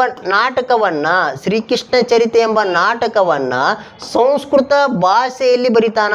ಹೀಗಾಗಿ ಇವನನ್ನು ಕವಿರಾಜ ಅಂತ ಕರೆಯಲ್ಪಟ್ಟ ಶಾಸನ ಹೌದು. ಈ ಶಾಸನದಲ್ಲಿ ಅವತ್ತನ ಇನ್ನೊಂದು ಹೆಸರು ಕರೀತಾರೆ, ಕಚ ಅಂತ ಕರೀತದ. ಕಚ ಆತನ ಅಜ್ಜನಾಗಿದ್ದು ಗಡದ್ಗಜನ ಕಚಾ ರೂಪವನ್ನು ಬಂದಿರಬಹುದು ಅಂತ ತಿಳ್ಕೊತಾರ. ನಂತರದಲ್ಲಿ ಇದು ಇನ್ನೊಂದು ಹೇಳ್ತದ, ಈತನನ್ನ ಅಶ್ವ ಮೇಧ ಯಾಗ ಪರಾಕ್ರಮ ಅಂತಕ್ಕಂಥ ಬಿರುದನ್ನು ಹೊಂದಿರತಕ್ಕಂಥ ಶಾಸನ ಯಾವುದಪ್ಪ? ಅಲಹಾಬಾದ್ ಶಾಸನ. ಸೊ ನಮಗೆ ಸ್ಪಷ್ಟವಾಗಿ ಅರ್ಥ ಆಗ್ತದ. ಇಲ್ಲಿ ಆಪ್ಷನ್ ಮುಂದೆ ಹೋಗೋ ಅವಶ್ಯಕತೆಯೇ ಇಲ್ಲ. ಮುಖ್ಯವಾಗಿ ಏನಪ್ಪ ಅಂದ್ರೆ ಇದು ಯಾವುದಪ್ಪ ಆಪ್ಷನ್ ಯಾವುದು? ಅಲಹಾಬಾದ್ ಸ್ತಂಭ ಶಾಸನ ಅಂತಕ್ಕಂಥ ಸಮುದ್ರಗುಪ್ತನ ಬಗ್ಗೆ ದಿಗ್ವಿಜಯ ತಿಳಿಸುವ ಶಾಸನ ಯಾವುದು? ಅಲಹಾಬಾದ್ ಸ್ತಂಭ ಶಾಸನ. ಸೊ ಮುಂದೆ ಸ್ವಲ್ಪ ಇದ್ರ ಬಗ್ಗೆ ತಿಳ್ಕೊಳ್ಳೋಣ. ಯಾವುದು? ಉತ್ತರ ಅಂತೂ ಸಿಕ್ಕಾಯ್ತು. ನಂತರದಲ್ಲಿ ಹತಿಗುಂಪ ಶಾಸನ ಬಗ್ಗೆ ನಾವು ತಿಳಿದುಕೊಂಡು ಇದು ಭಾಳ ಇಂಪಾರ್ಟೆಂಟ್ ಆಗ್ತದ. ಯಾಕಪ್ಪ ಅಂದ್ರೆ ಇದು ಕಳಿಂಗ ಯುದ್ಧದ ಬಗ್ಗೆ ಅಷ್ಟೇ ಅಲ್ಲ, ಅಲ್ಲಿರ್ತಕ್ಕಂಥ ಖಾರವೇಲ ಎಂಬ ರಾಜ್ಯನ ಬಗ್ಗೆ ತಿಳಿಸುವ ಶಾಸನ. ಇದು ಜೈನರಿಗೆ ಸಂಬಂಧಪಟ್ಟ ಶಾಸನವೂ ಹೌದು. ಇವತ್ತಿನ ಒಡಿಸ್ಸಾ ರಾಜ್ಯದಲ್ಲಿ ಉದಯಗಿರಿಯಲ್ಲಿ ಕಂಡು ಬರ್ತಕ್ಕಂಥದ್ದು. ಉದಯಗಿರಿ. ಸೊ ಈ ಹತ್ತಿಗುಂಪ ಶಾಸನ ಅತ್ಯಂತ ಮಹತ್ವ ವಿಷಯ ಏನಪ್ಪ ಅಂದ್ರೆ ಭಾರತ ಎಂಬ ಪದ ಕಂಡು ಬಂದ ಮೊದಲ ಶಾಸನ. ಇದು ಭಾಳ ಇಂಪಾರ್ಟೆಂಟ್. ಭಾರತ ಎಂಬ ಪದ ಕಂಡು ಬಂದ ಮೊದಲ ಶಾಸನ ಯಾವುದಪ್ಪ ಅಂದ್ರೆ ಹತ್ತಿಗುಂಪ ಶಾಸನ ಅಂತಕ್ಕಂಥದ್ದು. ಸೊ ಹೀಗಾಗಿ ಭಾಳ ಇಂಪಾರ್ಟೆಂಟ್. ಕೊನೆಗೆ ಇದು ಅಂತೂ ಯಾವುದು ಅಲ್ಲ ಅಂತಕ್ಕಂಥ ಅಸಾಧ್ಯವಾಗಿರ್ತಕ್ಕಂಥ ಮಾತು. ಸೊ ಹೀಗಾಗಿ ಉತ್ತರ ಯಾವುದಪ್ಪ ಅಂದ್ರೆ ಅಲಹಾಬಾದ್ ಸ್ತಂಭ ಶಾಸನ. ಅಂದರೆ ಸಮುದ್ರಗುಪ್ತನ ಬಗ್ಗೆ ತಿಳಿಸುವ ಶಾಸನ, ಸಮುದ್ರಗುಪ್ತನ ದಿಗ್ವಿಜಯಗಳ ಬಗ್ಗೆ ತಿಳಿಸುವ ಶಾಸನ. ಅತಿ ಪ್ರಮುಖವಾದ ಶಾಸನ ಯಾವುದಪ್ಪ ಅಂದ್ರೆ ಅಲಹಾಬಾದ್ ಸ್ತಂಭ ಶಾಸನ ಅಂತಕ್ಕಂಥದ್ದು. ಸೊ ನೆಕ್ಸ್ಟ್ ನಾವು ಹೋಗಿದಾಗ ಇಲ್ಲಿ ಮುಖ್ಯವಾಗಿ ನಮ್ಮ ಭಾರತದ ಮೊಟ್ಟ ಮೊದಲ ಸಾಮ್ರಾಜ್ಯ ಅಂತ ಕರೆಯಲ್ಪಟ್ಟ ಸಾಮ್ರಾಜ್ಯ ಮೌರ್ಯ ಸಾಮ್ರಾಜ್ಯ. ಹೀಗಾಗಿ ಮೌರ್ಯರ ಬಗ್ಗೆ ಅತಿ ಹೆಚ್ಚು ಕ್ವಶನ್ಗಳು ಬರುವುದು ಉಂಟು. ಹೀಗಾಗಿ ನಾವೇನು ಮಾಡೋಣ, ಮೌರ್ಯರ ಅವನತಿಗೆ ಕೆಳಗಿನ ಪ್ರಮುಖ ಕಾರಣ ಯಾವುದಾಗಿರಬಹುದು? ಅಷ್ಟು ಪರಾಕ್ರಮ ಇರ್ತಕ್ಕಂಥ ಅಶೋಕನು ಇಷ್ಟೆಲ್ಲ ಸಾಮ್ರಾಜ್ಯವನ್ನು ನಿರ್ಮಾಣ ಮಾಡಿ 4 ದಿಕ್ಕುಗಳಲ್ಲಿ 4 ಚಿಕ್ಕ ರಾಜ್ಯಗಳನ್ನು ನಿರ್ಮಾಣ ಮಾಡಿ ಸಾಮ್ರಾಟನಾಗಿ ಮಡಿದಿರ್ತಕ್ಕಂಥ ಒಬ್ಬ ಅಶೋಕನು ಹೇಗೆ ಇಂಥ ದೊಡ್ಡ ಸಾಮ್ರಾಜ್ಯ ಹೇಗೆ ಅವನತಿ ಆಯಿತು? ಅವನತಿಗೆ ಪ್ರಮುಖ ಕಾರಣ ಏನು ಅಂತ ಕೇಳ್ತಾನೆ ಅವನು. ಸೊ ಇಲ್ಲಿ ಕೆಲವು ನಮಗೇನದಪ್ಪ ಅಂದ್ರೆ ಸ್ವಲ್ಪ ಡೌಟ್ಗಳು ಬರ್ತಾವ. ಯಾವ ಇರ್ಬೋದು ನೋಡಿ. ಮತ್ತೆ ಮುಂದುವರಿದು ಅಲ್ಲಿ ಕೇವಲ ನೋಡಿದ್ರೆ ಅಷ್ಟು ಹಾಗೆ ಅನ್ನಿಸ್ತಾವೆ. ಹೌದು, ಅಷ್ಟು ಇರ್ಬೋದಲ್ಲ ಅಂತ ಅನಿಸ್ತದ. ಬಟ್ ಅಲ್ಲಿ ನಾವು ತಿಳಿದುಕೊಳ್ಳುವ ರೀತಿ ಮೇಲೆ ಹೋಗ್ತದ. ಮುಖ್ಯವಾಗಿ ಮೊದಲಿಗೆ ಏನು ನೋಡೋಣ, 4 ಆಪ್ಷನ್ಗಳು ಏನೈತಿ? ಅಶೋಕನ ಉತ್ತರಾಧಿಕಾರಿಗಳು ದುರ್ಬಲರಾಗಿದ್ದರು. ಸೊ ಇದು ಬರ್ತಕ್ಕಂಥ ಸಾಮಾನ್ಯ. ನಂತರ ಅಶೋಕನ ಅಹಿಂಸಾ ನೀತಿ ಆಗಿರ್ಬೋದು, ಅಶೋಕನ ಬೌದ್ಧ ನೀತಿಗೆ ಬ್ರಾಹ್ಮಣರ ಪ್ರತಿರೋಧ ಆಗಿರ್ಬೋದು, ವಿದೇಶಿಗರ ಆಕ್ರಮಣ ಆಗಿರ್ಬೋದು. ಇವೆಲ್ಲ ನೋಡಿದಾಗ ನಾವು ಏನು ಡೌಟ್ ಬರ್ತದಪ್ಪ ಅಂದ್ರೆ ಒಟ್ಟು ಅನ್ನಿಸ್ತದ ನೋಡೋಕೆ. ಆದರೆ ಒಟ್ಟು ಕೈಲಿ ಆನ್ಸರ್ ಇಲ್ಲ ನೋಡಿ. ಇಲ್ಲಿ 1 2 3 4 ತೆಲ್ಲಿ ಇಲ್ಲ. 1 2 1 3 1 4 1 ಮಾತ್ರ ಅಂತಾನೆ. ಸೊ ಒಟ್ಟು ನೋಡಿದಾಗ ಕೊನೆಗೇನು ಸಹ ಒಂದೇ ಇರ್ಬೋದು ಅಂತ ಅನಿಸ್ತದ. ಹಾಗೆ ನಾವು ಅನಲೈಸಿಸ್ ಮಾಡೋಕ್ಕಾಗಲ್ಲ. ಇವುಗಳನ್ನು ಅನಲೈಸಿಸ್ ಮಾಡೋಣ. ಏನು ಹೇಳ್ತಾನವ? ಅಶೋಕನ ಉತ್ತರಾಧಿಕಾರಿಗಳು ದುರ್ಬಲರಾಗಿದ್ದರು. ಇದು ಸತ್ಯ. ಯಾವ ರೀತಿ ಎಳಿಬೇಕಪ್ಪ ಅಂದರೆ, ಹೆಂಗೆ ಹೇಳ್ತೀರಪ್ಪ ಅಂದ್ರೆ, ಅಶೋಕನ ನಂತರ ಬಂದ ರಾಜ್ಯಗಳ ಯಾವುದೇ ಉಲ್ಲೇಖಗಳಿಲ್ಲ ಜಾಸ್ತಿ. ಅವರ ಸಾಧನೆಗಳ ಉಲ್ಲೇಖ ಇಲ್ಲ, ಅವ್ರ ಶಾಸನಗಳ ಉಲ್ಲೇಖ ಇಲ್ಲ. ಸೊ ಹೀಗಾಗಿ ಅಶೋಕ ನಂತರ ಬಂದ ರಾಜ್ಯರು ದುರ್ಬಲರಾಗಿದ್ದರು ಅಂತಕ್ಕಂಥ ಒಂದು 100ಕ್ಕೆ 100ರಷ್ಟು ನಮಗೇನು ಸಿಗ್ತೈತಪ್ಪ ಅಂದ್ರೆ ಭರವಸೆಗಳು ಸಿಗ್ತಾವ. ಹೀಗಾಗಿ ಇದು ಒಂದನ್ನು ನಾವು ಟಿಕ್ ಮಾಡ್ಕೊಳ್ಳೋಣ, ಇದನ್ನು ಆಗಿರಬಹುದು. ಸೊ ನಂತರ ನಾವು ಮುಂದುವರಿದು ಅಶೋಕನ ಅಹಿಂಸಾ ನೀತಿ ಅಂತಾನ. ಯಾವುದು? ಅಶೋಕನ ಅಹಿಂಸಾ ನೀತಿ. ಅಶೋಕನ ಅಹಿಂಸಾ ನೀತಿ ಅಂದರೆ ಅಹಿಂಸಾ ನೀತಿ ಪಾಲಿಸೋನು ಅಶೋಕನು ಮಾತ್ರ, ಅವ್ರು ಉಳಿದವ್ರಲ್ಲಿ ಯಾರು ಪಾಲನೆ ಮಾಡಲಿಲ್ಲ. ಅದು ಮುಂದಿದ್ದವರಾಗಿರ್ಬೋದು, ಹಿಂದಿದ್ದವರಾಗಿರ್ಬೋದು, ಅವ್ರು ಪಾಲನೆ ಮಾಡಲಿ. ಕೇವಲ ಅಶೋಕ ಅಹಿಂಸಾ ನೀತಿ ಪಾಲನೆ ಮಾಡಿದಕ್ಕೆ ಇದು ಮೌರ್ಯರ ಅವನತಿ ಆಯಿತು ಅನ್ನೋಕ್ಕೆ ನಾವು ಅದಕ್ಕೆ ಏನು ಮಾಡೋದು, 100ಕ್ಕೆ 100ರಷ್ಟು ಉತ್ತರ ಕೊಡೋಕ್ಕಾಗಲ್ಲ. 100ಕ್ಕೆ 100ರಷ್ಟು ಅದಕ್ಕೆ ಏನು ಮಾಡೋಕ್ಕಾಗಲ್ಲ, ಅಂಶವನ್ನು ಅಳವಡಿಸ್ಕೊಳ್ಳೋಕ್ಕಾಗಲ್ಲ. ಆದರೆ ಅಹಿಂಸಾ ನೀತಿ ಅಷ್ಟು ಸೂಕ್ತವಲ್ಲ ಅಂತಕ್ಕಂಥದ್ದು. ನಂತರ ಅಶೋಕನ ಬೌದ್ಧ ನೀತಿಗೆ ಬ್ರಾಹ್ಮಣರ ಪ್ರತಿರೋಧ ಅಂತ ನಾನು ಇಲ್ಲಿ ಅಶೋಕನ ಅಹಿಂಸಾ ನೀತಿ ಬ್ರಾಹ್ಮಣ ಪ್ರತಿರೋಧವನ್ನು ನಾನು ಒಪ್ಪುದೇ ಆದ್ರೆ ಬ್ರಾಹ್ಮಣರ ಸಂಖ್ಯೆ ಏನು ಅತಿ ಕಡಿಮೆ, ನಗಣ್ಯ ಆಗಿತ್ತು. ಅಶೋಕನಿಗೆ ಬ್ರಾಹ್ಮಣರ ಪ್ರತಿರೋಧ ಅಶೋಕನಿಗೆ ಮಾಡಬಹುದಾಗಿತ್ತು. ಅಶೋಕನಿಗೆ ಮಾಡಿದ್ರೆ ಬೌದ್ಧ ಇದು ಮೌರ್ಯ ಅವನತಿ ಆಗಕ್ಕೆ ಸಾಧ್ಯ ಇಲ್ಲ. ಕೆಲವು ಅಶೋಕನಿಗೆ ಮಾತ್ರ ಅದೇನಾಗ್ತಿತ್ತು, ವಿರೋಧ ಆಗ್ತಿತ್ತು. ಆದ್ರೆ ನಂತರ ಮುಂದುವರಿದು ವಿದೇಶಿಗರ ಆಕ್ರಮಣ ಇದು ಇರ್ಬೋದೇನೋ ಅಂತ ಅನಿಸ್ತದ. ಯಾಕಪ್ಪ ಅಂದ್ರೆ ಆ ಕಾಲದಲ್ಲಿ ಭಾರತವನ್ನು ನಾವು ನೋಡಿದ್ರೆ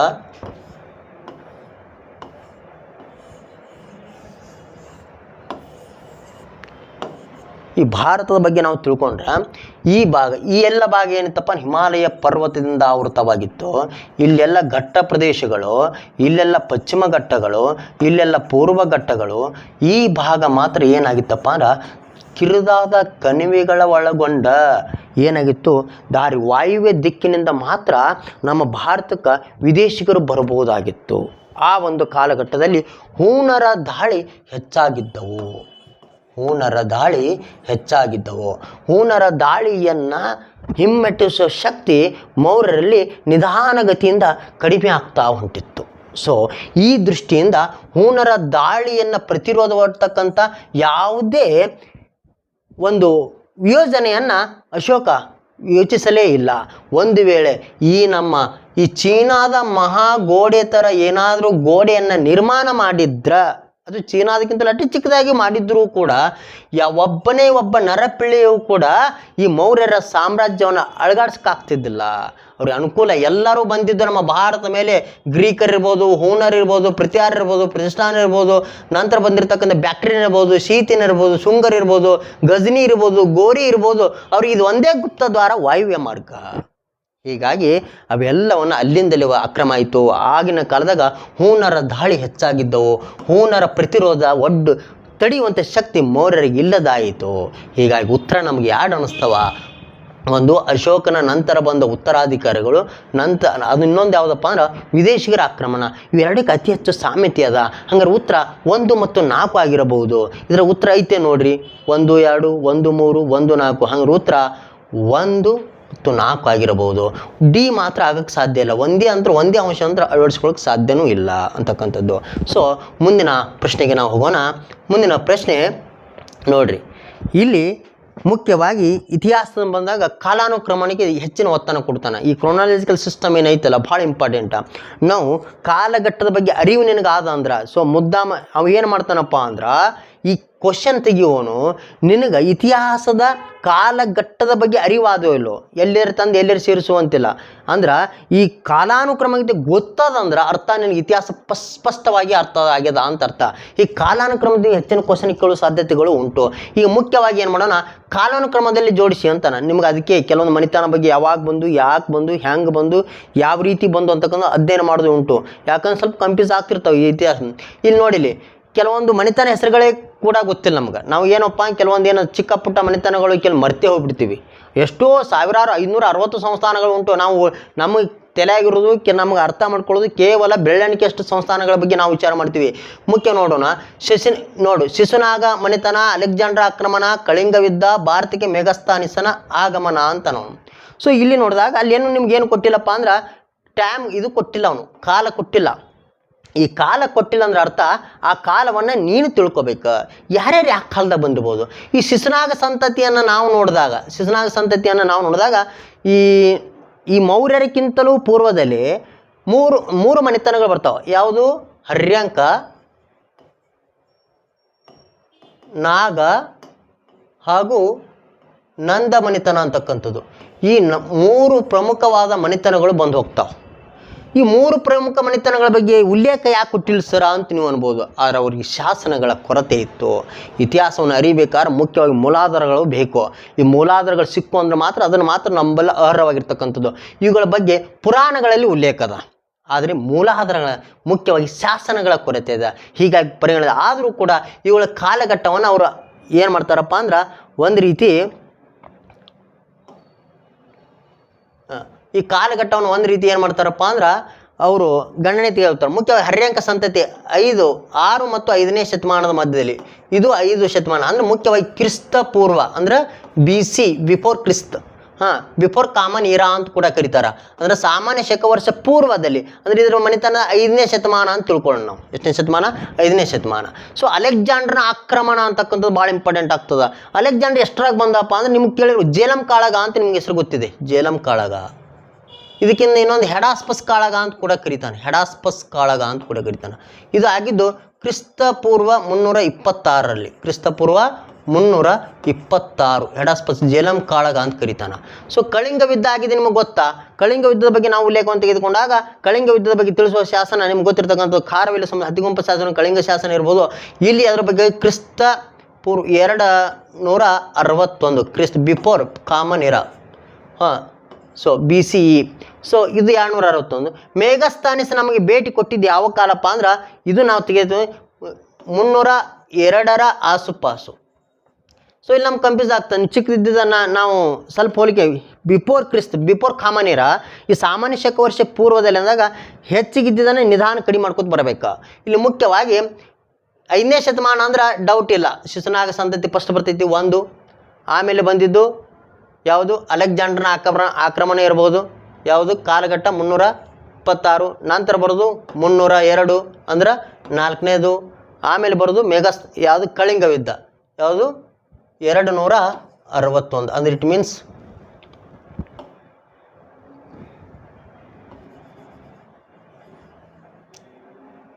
3.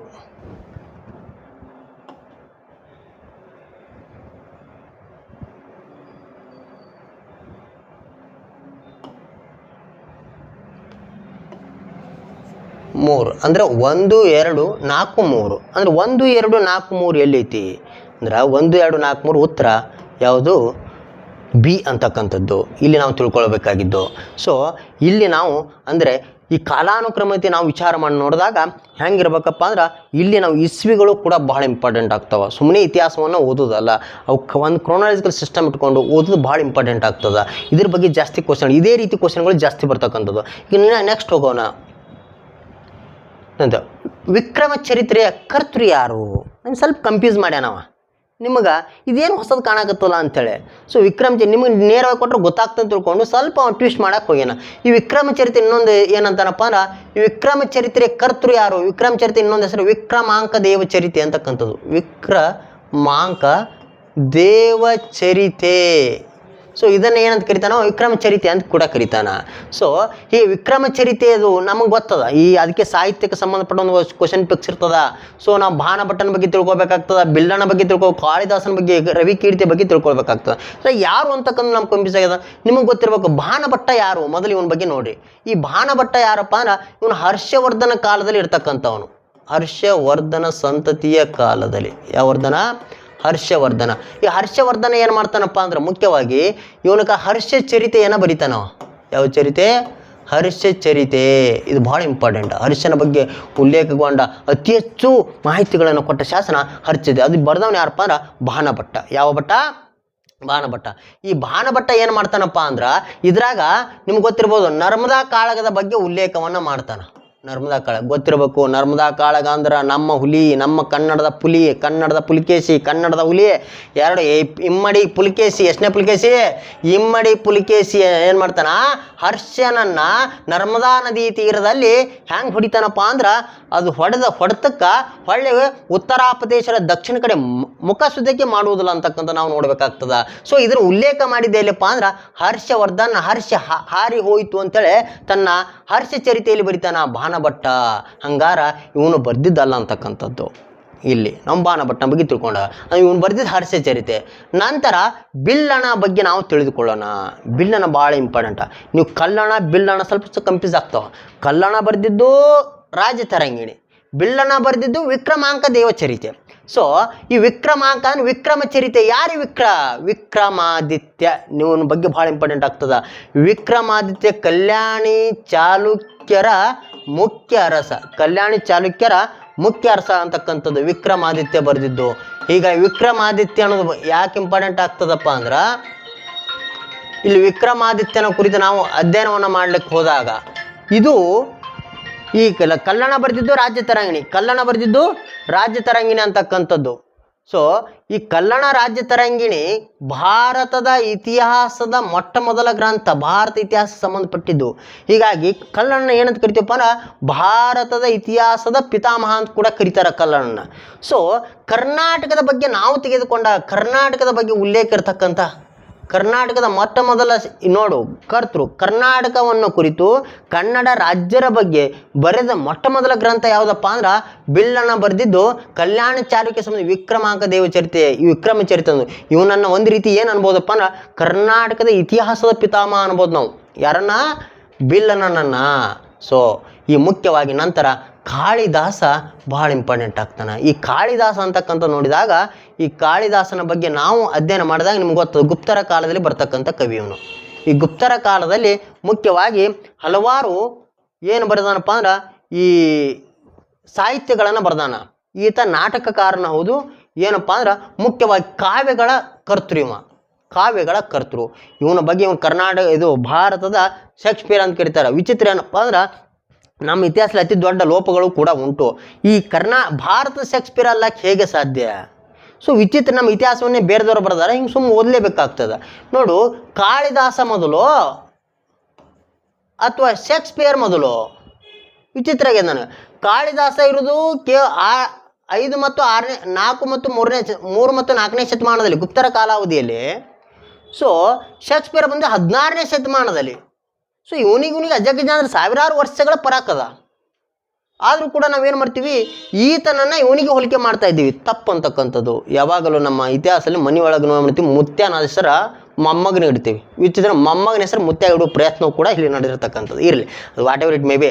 ಸೊ ಇಲ್ಲಿ ಕಾಳಿದಾಸನ ಬಗ್ಗೆ ನಾವು ಉಲ್ಲೇಖವನ್ನು ನೋಡಿದಾಗ ಈತ ಬರೆದಿದ್ದು ಕುಮಾರ ಸಂಭವ ಇರ್ಬೋದು, ಮಾಳವಿಕಾಗ್ನಿಮಿತ್ರ ಇರ್ಬೋದು, ಅಭಿಜ್ಞಾನ ಶಾಕುಂತಲ ಇರ್ಬೋದು, ಮೇಘದೂತ ಇರ್ಬೋದು, ಋತು ಸಂಹಾರ, ಈ ಥರ ಕಾವ್ಯಗಳಾಗ್ತವ. ಇಲ್ಲೆಲ್ಲಿ ಕೂಡ ವಿಕ್ರಮ ಅಂತಕ್ಕಂಥ ಹೆಸರೇ ಕೂಡ ಬರುವುದಿಲ್ಲ. ಹಾಗಾಗಿ ಕಾಳಿದಾಸ ಕೂಡ ಅಲ್ಲ. ನಂತರ ರವಿಕೀರ್ತಿ ಐಹೊಳೆ ಶಾಸನದ ಕರ್ತೃ. ಐಹೊಳೆ ಶಾಸನದ ಕರ್ತೃ ಯಾರಪ್ಪ ಅಂದ್ರೆ ರವಿಕೀರ್ತಿ. ಹೀಗಾಗಿ ಉತ್ತರ ಯಾವುದಾಗ್ತದಪ್ಪ ಅಂದ್ರೆ ನಮಗೆ ಡೌಟೇ ಇಲ್ಲ, ಬಿಲ್ಲಣ ಅಂತಕ್ಕಂಥದ್ದು. ವಿಕ್ರಮಾಂಕ ದೇವಚರಿತೆ ಬರೆದವನು ಬಿಲ್ಲಣ. ಸೊ ನಂತರ ಮುಂದಿನ ಪ್ರಶ್ನೆಗೆ ಹೋಗೋಣ. ಮುಂದಿನ ಪ್ರಶ್ನೆ ಹೀಗಿದೆ: ಮಹಾರಾಜ್ಯಾಧಿರಾಜ ಎಂಬ ಬಿರುದು ಧರಿಸಿದ ಮೊದಲ ಗುಪ್ತರ ರಾಜ. ಇಲ್ಲಿ ಯಾಕೆ ಕ್ವಶನ್ ಕೇಳ್ಯಾನಪ್ಪ ಅಂದ್ರೆ ನಮಗೆ ಚಂದ್ರಗುಪ್ತ ಎಂದೊಡನೆ ಭಾಳ ಕನ್ಫ್ಯೂಸ್ ಆಗ್ತದೆ. ನೋಡಿ, ಇಲ್ಲಿ 4 ಆಪ್ಷನ್ಗಳದಾವೆ. ಸಮುದ್ರಗುಪ್ತ, 1ನೇ ಚಂದ್ರಗುಪ್ತ, 2ನೇ ಚಂದ್ರಗುಪ್ತ, ಕುಮಾರಗುಪ್ತ ಅಂತಕ್ಕಂಥದ್ದು. ಯಾಕೆ ಇಲ್ಲಿ ಚಂದ್ರಗುಪ್ತ 1, ಚಂದ್ರಗುಪ್ತ 2, ಚಂದ್ರಗುಪ್ತ ಹಿಂಗೆ ಯಾಕತ್ತಾರಪ್ಪ ಅಂದ್ರೆ, ನೀವು ಮೌರ್ಯರ ಸ್ಥಾಪಕ ಯಾರು? ಮೌರ್ಯರ ಸ್ಥಾಪಕ ಚಂದ್ರಗುಪ್ತ. ಅಲ್ಲೊಬ್ಬ ಚಂದ್ರಗುಪ್ತ ಬರ್ತಾನ. ಸೊ ಇಲ್ಲಿ ಚಂದ್ರಗುಪ್ತ ಬರ್ತಾನ. ಆ ಚಂದ್ರಗುಪ್ತನೇ ಈ ಚಂದ್ರಗುಪ್ತ ಅನ್ಕೋಬಾರ್ದೆಂಬ ಕಾರಣಕ್ಕೋಸ್ಕರ 1ನೇ ಚಂದ್ರಗುಪ್ತ ಅಂತ ಕೂಡ ಕರೀತಾರ. ಹೀಗಾಗಿ ಕೆಲವು ಹೆಸರುಗಳು ಏನು ಮರು ಬಂದಿದ್ದಕ್ಕೋಸ್ಕರ ರಿಪೀಟ್ ಆಗಿದ್ದಕ್ಕೋಸ್ಕರ ಕನ್ಫ್ಯೂಸ್ ಆಗಬಾರ್ದು ನಮ್ಮ ಕಾರಣಕ್ಕೋಸ್ಕರ ಮುಖ್ಯವಾಗಿ ಮಹಾರಾಜಾದಿರಾಜ ಇದು ಗುಪ್ತರ ಕಾಲಕ್ಕೆ ಸಂಬಂಧಪಟ್ಟಿದ್ದು. ಗುಪ್ತರ ಪ್ರಮುಖ ರಾಜ್ಯಗಳು ಯಾರ್ಯಾರಪ್ಪ ಅಂದ್ರೆ ಸಮುದ್ರಗುಪ್ತ ಇರ್ಬೋದು, 1ನೇ ಚಂದ್ರಗುಪ್ತ ಇರ್ಬೋದು, ನಂತರ 2ನೇ ಚಂದ್ರಗುಪ್ತ, ಕುಮಾರಗುಪ್ತ. ಇಲ್ಲಿ ಏನು ಕ್ವಶನ್ ಅದಪ್ಪ ಅಂದ್ರೆ ಮೊದಲ ರಾಜ್ಯ ಅಂತ ನಾವು ನೋಡು.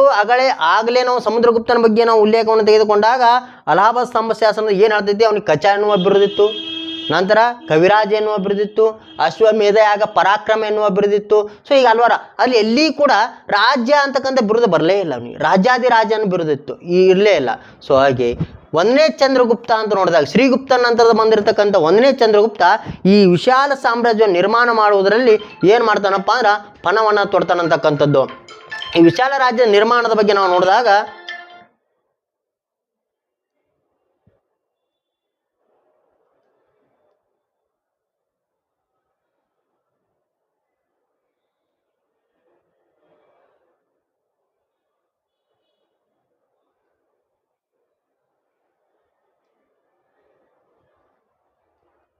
ಸೊ ವಿಶಾಲ ರಾಜ್ಯದ ನಿರ್ಮಾಣ ಬಗ್ಗೆ ನಾವು ನೋಡಿದಾಗ ಏನಾಗ್ತದೆ, ಮೊಟ್ಟ ಮೊದಲ ಬಾರಿಗೆ ರಾಜ್ಯ ಎನ್ನುವ ಬಿರುದನ್ನು ಧರಿಸ್ತಾನ. ಇವನಿಗೆ ಮಹಾರಾಜಾದಿರಾಜ ಎನ್ನುವ ಬಿರುದಿತ್ತು ಅಂತ ಹೇಳ್ತೈತಿ. ಸೊ ನಂತರ ಎರಡನೇ ಚಂದ್ರಗುಪ್ತನಿಗೆ ಗೊತ್ತಿರ್ಬೋದು, ವಿಕ್ರಮಾದಿತ್ಯ ಎನ್ನುವ ಬಿರುದಿತ್ತು ಇವನಿಗೆ. ಈತನಿಗೆ ವಿಕ್ರಮಾದಿತ್ಯ, ವಿಕ್ರಮ ಸಿಂಹ ಎನ್ನುವ ಬಿರುದಿತ್ತು. ಯಾರಿಗೆ? ಎರಡನೇ ಚಂದ್ರಗುಪ್ತನಿಗೆ. ಸೊ ಈತನ ದೇವಿಗುಪ್ತ ಅನ್ನೋ ಬಿರುದು ಕೂಡ ಇತ್ತು. ದೇವಿಶ್ರೀ ದೇವಿಗುಪ್ತ ಅನ್ನೋ ಬಿರುದು ಕೂಡ ಇತ್ತು. ನಂತರ ಕುಮಾರಗುಪ್ತನಿಗೆ ಮಹೇಂದ್ರಗುಪ್ತ ಅನ್ನೋ ಹೆಸರಿತ್ತು. ಮಹೇಂದ್ರ ಅಂತಕ್ಕಂಥ ಅಂದ್ರೆ ಇಲ್ಲಿ ನೋಡಿದ ಮಹೇಂದ್ರಾದಿತ್ಯ ಅಂತ ಕೂಡ ಕರೀತಾರೆ ಇವನಿಗೆ. ಮಹೇಂದ್ರಾದಿತ್ಯ ಸೊ ಎನ್ನುವ ಬಿರುದು ಕೂಡ ಇತ್ತು. ಹೀಗಾಗಿ ಉತ್ತರ ಯಾವುದಪ್ಪ ಅಂದ್ರೆ ಒಂದನೇ ಚಂದ್ರಗುಪ್ತ ಈ ಮಹಾರಾಜಾದಿರಾಜ ಎಂಬ ಬಿರುದು ಧರಿಸಿದ ಮೊದಲ ಗುಪ್ತರ ರಾಜ್ಯ ಅಂತಕ್ಕಂಥದ್ದು. ಈಗ ಮುಂದುವರಿದ ಭಾಗ ಏನು, ಋಗ್ವೇದದ ಆರ್ಯರಿಗೆ ಯಾವುದರ ಅರಿವು ಇರಲಿಲ್ಲ. ಭಾಳ ಇಂಪಾರ್ಟೆಂಟ್ ಇದು. ನಾವು ಆರ್ಯರ ಬಗ್ಗೆ ನೋಡಿದಾಗ ಈ ವೇದಗಳ ಬಗ್ಗೆ ನಾವು ಉಲ್ಲೇಖ ನೀವು ವೇದ ಅಂದರೆ ಏನು, ವೇದಗಳೇ ಎಷ್ಟು ವೇದಗಳು, ಋಗ್ವೇದ, ಯಜುರ್ವೇದ, ಸಾಮವೇದ ಎಲ್ಲ ಗೊತ್ತದ. ಸೊ ಋಗ್ವೇದದ ಬಗ್ಗೆ ಸಪ್ರೇಟ್ ಆಗಿರ್ತಕ್ಕಂಥ ಒಂದು ಕಾಲಘಟ್ಟ ಬರ್ತದೆ ಈ ಋಗ್ವೇದದ ಬಗ್ಗೆ.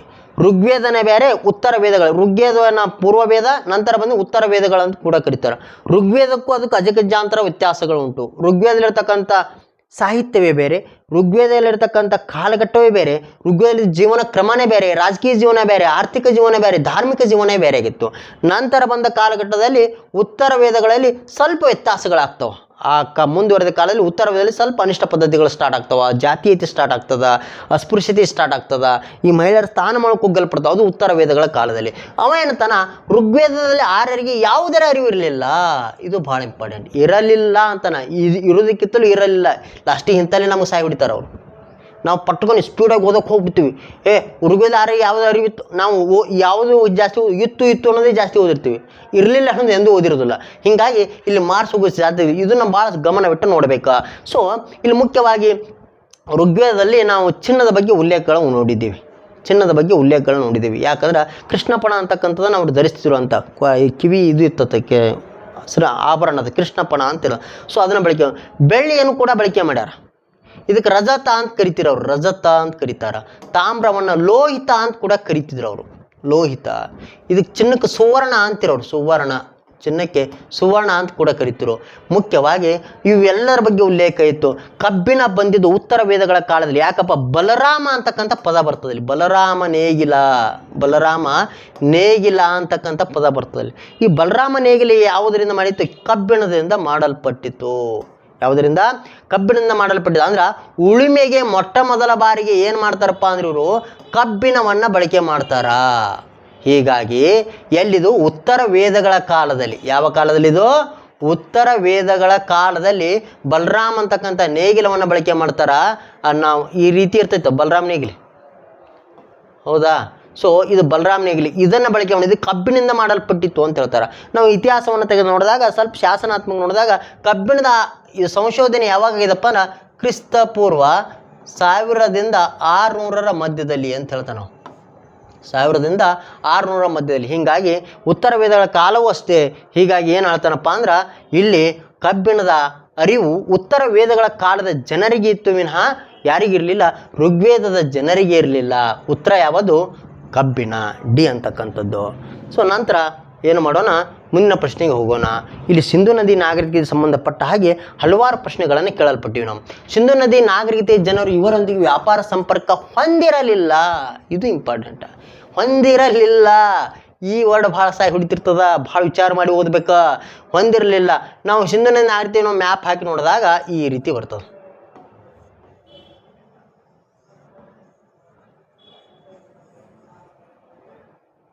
ಸೊ ಈ ಸಿಂಧು ನದಿ ನಾಗರಿಕತೆ, ಇದು ಬಂಗಾಳ ಕೊಲ್ಲಿ, ಇದು ಅರಬ್ಬಿ ಸಮುದ್ರ, ಇದು ಹಿಂದೂ ಮಹಾಸಾಗರ, ಈ ಕಡೆ ಚೀನಾ. ಸೊ ಈ ಕಡೆ ಯಾವುದಪ್ಪ? ಗಲ್ಫ್ ಹತ್ಕೊಂಡಿರ್ತಕ್ಕಂಥದ್ದು ಗಲ್ಫ ಈ ಭಾಗ. ಇಲ್ಲಿ ಮೆಸೊಪೋಟಮಿಯಾ ಅಂತಕ್ಕಂಥದ್ದು ಒಂದು, ಇರಾಕ, ಇರಾನ, ಕಜಕಿಸ್ತಾನ ಈ ರೀತಿ ಇರ್ತಕ್ಕಂಥದ್ದು ನೋಡ್ತೀವಿ. ಇಲ್ಲಿ ನಾವು ನೋಡಿದಾಗ ಇದು ಸಿಂಧೂ ನದಿ ಇರತಕ್ಕಂಥದ್ದು.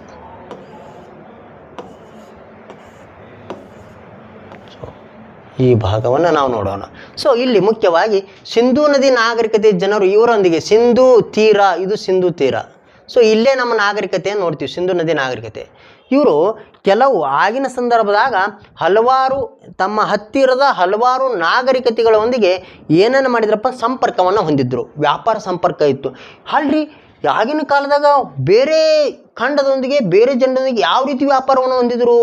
ಸೊ ಇಲ್ಲೆಲ್ಲ ನೋಡಿದ್ರೆ ಈ ಕಡೆ ಎಲ್ಲ ನೀರದ, ಅದು ಹೇಗೆ ಸಾಧ್ಯ? ಇಲ್ಲಿ ನಮ್ಗೆ ಗೊತ್ತಿರ್ಬೋದು, ಲೋಥಾಲ್, ಗುಜರಾತಿನ ಲೋಥಾಲ್ ಎಂಬಲ್ಲಿ ಏನು ಸಿಕ್ಕದಪ್ಪ ಅಂದ್ರೆ ಒಂದು ಹಡಗು ಕಟ್ಟೆಯ ಬಂದರು ಸಿಕ್ಕದ.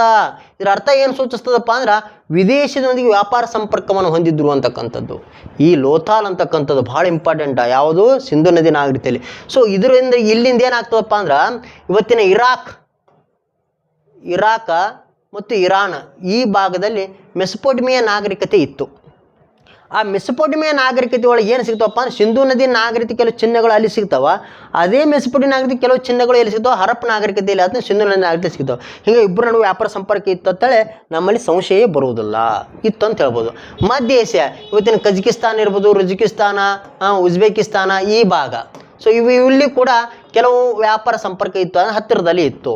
ಸೊ ನಂತರ ಅಫ್ಘಾನಿಸ್ತಾನ ಗೊತ್ತಿರ್ತಕ್ಕಂಥ ಭಾಗ, ಗಾಂಧಾರ ಭಾಗ, ಆಲ್ಮೋಸ್ಟ್ ಇಲ್ಲೇ ನಾವು ಏನು ನೋಡ್ತೀವಪ್ಪ ಅಂದ್ರೆ ನಾವು ಮೆಹರೂಲಿ ಇರ್ಬೋದು.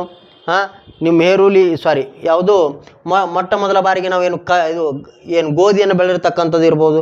ಇಲ್ಲಿ ಯಾವುದು ಜಂಡವ್ಯಸ್ತ, ಇವೆಲ್ಲ ಭಾಗ ಇದೇ ಭಾಗದಿಂದ ಕೂಡಿರ್ತಕ್ಕಂಥದ್ದು. ಹೀಗಾಗಿ ಅಫ್ಘಾನಿಸ್ತಾನದಲ್ಲಿ ಹಲವಾರು ವಸ್ತುಗಳನ್ನು ತೆಗೆಸಿಕೊಂಡಾರೆ ಇವರು ಅವಾಗ. ಸೊ ಹೀಗಾಗಿ ಅಫ್ಘಾನಿಸ್ತಾನದೊಂದಿಗೆ ಒಳ್ಳೆಯ ಸಂಪರ್ಕ ಇದೆ. ಅಫ್ಘಾನಿಸ್ತಾನ ನಮ್ಮ ಭಾಗವೂ ಕೂಡ ಹೌದು, ಅದು ಆಲ್ರೆಡಿ ಭಾರತದ ಒಂದು ಭಾಗ. ಅಫ್ಘಾನಿಸ್ತಾನ ಅಂದರೆ ಬೇರೆ ಅಲ್ಲ. ನೀವು ಸ್ಥಾನ ಎನ್ನುವ ಪದವನ್ನು ಉಲ್ಲೇಖವನ್ನು ತೆಗೆದುಕೊಂಡಾಗ ಸ್ಥಾನ ನೋಡಿ, ಕಜಕಿಸ್ತಾನ, ಉಜ್ಬೇಕಿಸ್ತಾನ, ಪಾಕಿಸ್ತಾನ ಮತ್ತು ಅದೇ ಥರ ಹಿಂದೂಸ್ತಾನ, ಈ ಸ್ಥಾನ ಹಿಂದೂಸ್ತಾನಿ ಪದ. ಹೀಗಾಗಿ ಇವೆಲ್ಲ ಒಂದು ಕಾಲಕ್ಕೆ ಭಾರತದ ಭಾಗವೇ ಆಗಿದ್ದು. ಹೀಗಾಗಿ ಇದ್ರ ಜೊತೆ ವ್ಯಾಪಾರ ಸಂಪರ್ಕ ಇತ್ತು ಅಂತ ನಾವು ಹೇಳ್ಬೋದು. ಆದರೆ ಈ ಭಾಗವನ್ನು ತೆಗೆದುಕೊಂಡಾಗ ಇಲ್ಲಿ ಏನೈತಪ್ಪ ಅಂದ್ರೆ ಒಂದು ಬೃಹತ್ ಹಿಮಾಲಯ ಪರ್ವತ ಅದ, ಇದರ ಆಚೆಗೆ ಚೀನಾ ಅದ. ಸೊ ಇಲ್ಲಿ ನಾವು ಆಗಿನ ಕಾಲಕ್ಕೆ ಈ ಒಂದು ಯಾವುದನ್ನು ಹಿಮಾಲಯ ಪರ್ವತನ ಕ್ರಾಸ್ ಮಾಡೋಕ್ಕೆ ಅವ್ರಿಗೆ ಆಗಿರಲಿಲ್ಲ. ಸೊ ಹೀಗಾಗಿ ಯಾರೊಂದಿಗೆ ವ್ಯಾಪಾರ ಸಂಪರ್ಕ ಇರಲಿಲ್ಲಪ್ಪ ಅಂದ್ರೆ ಚೀನಾದೊಂದಿಗೆ. ಸರಳವಾದ ಪ್ರಶ್ನೆ, ನೀವು ಉತ್ತರವನ್ನು ಕೊಡ್ಬೋದು. ಉತ್ತರ ಚೀನಾ ಅಂತಕ್ಕಂಥದ್ದು ಇಲ್ಲಿ ನಾವು ಕಾಣ್ತೇವೆ. ನೆಕ್ಸ್ಟ್ ನಾವು ಎದಕ್ಕೆ ಹೋಗೋಣಪ್ಪ, ಮುಂದಿನ ಪ್ರಶ್ನೆಯನ್ನು ಹೋಗೋಣ. ಮುಂದಿನ ಪ್ರಶ್ನೆ ಹೇಳ್ತಪ್ಪ, ಕೆಳಗಿನವುಗಳಲ್ಲಿ ಯಾವುದು ವ್ಯಾಪಾರ ಬಂದರು ಆಗಿತ್ತು? ನೋಡೋಣ, ಈಗ ತಾನು ಡಿಸ್ಕಸ್ ಮಾಡಿದ್ದೀವಿ. ಇಲ್ಲಿ ಮುಖ್ಯವಾಗಿ ನಿಮಗೆ ನೇರವಾದ ಪ್ರಶ್ನೆ ಐತಿ. ಒಂದು ನೇರವಾದ ಪ್ರಶ್ನೆ ಸರಳ ಕಳಿಸ್ತಾನೆ ಒಳಗೊಮ್ಮೆ ಅವಸರ ಪಟ್ಟು ನಾವು ಪಟ್ಕನ್ ಹಾಕಕ್ಕೆ ಹೋಗ್ತೀವಿ, ಅಲ್ಲಿ ಮಾರ್ಕ್ಸು ಕಳ್ಕೊತೀವಿ. ಎಷ್ಟು ಸರಳ ಇರ್ತದೋ ಅಷ್ಟು ನಮ್ಮನ್ನು ಹಾಳು ಮಾಡ್ತಾ ಅಂತಕ್ಕಂಥದ್ದು. ಸೊ ಇಲ್ಲಿ ಮುಖ್ಯವಾಗಿ ಕೆಳಗಿನ ಯಾವುದು ಬಂದರುಗಳು ಯಾವುವು ಇವೆಲ್ಲ ನೋಡಿದಾಗ ಇವೇನೇನದಾವ ಸ್ವಲ್ಪ ನೋಡೋಣ. ಲೋಥಾಲ ಗುಜರಾತಿನಲ್ಲಿ ಸಿಕ್ಕಿರ್ತಕ್ಕಂಥ ಏನಪ್ಪ ಅಂದ್ರೆ ಹಡಗು ಕಟ್ಟೆ. ಇದು ಹಡಗು ಕಟ್ಟೆ ಅಂತಕ್ಕಂಥದ್ದು.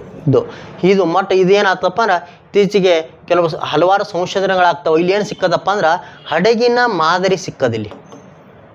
ಹಡಗಿನ ಮಾದರಿ, ಈ ಹಡಗಿನ ಮಾದರಿ ಆಧಾರದಲ್ಲಿ ಏನು ಹೇಳ್ತಾರ, ಇದು ಮತ್ತು ಅಷ್ಟೇ ಅಲ್ಲ, ಒಂದು ಡಾಕ್ಯಾರ್ಡ್, ಒಂದು ಈ ಥರದ ಏನು ಸಿಕ್ಕದಪ್ಪ ಅಂದ್ರೆ ಹಡಗು ಕಟ್ಟೆ. ಅಂದರೆ ಸಮುದ್ರದ ತೀರಕ್ಕೆ, ಒಂದು ಆ ನದಿಯ ತೀರಕ್ಕೆ ಏನು ಸಿಕ್ಕದಪ್ಪ, ಈ ಥರ ಹಡಗು ಕಟ್ಟೆ ಅಂದರೆ ಹಡಗು ಬಂದು ನಿಲ್ತಕ್ಕಂಥ ಜಾಗದ ಒಂದು ಕಟ್ಟೆ ಸಿಕ್ಕದ.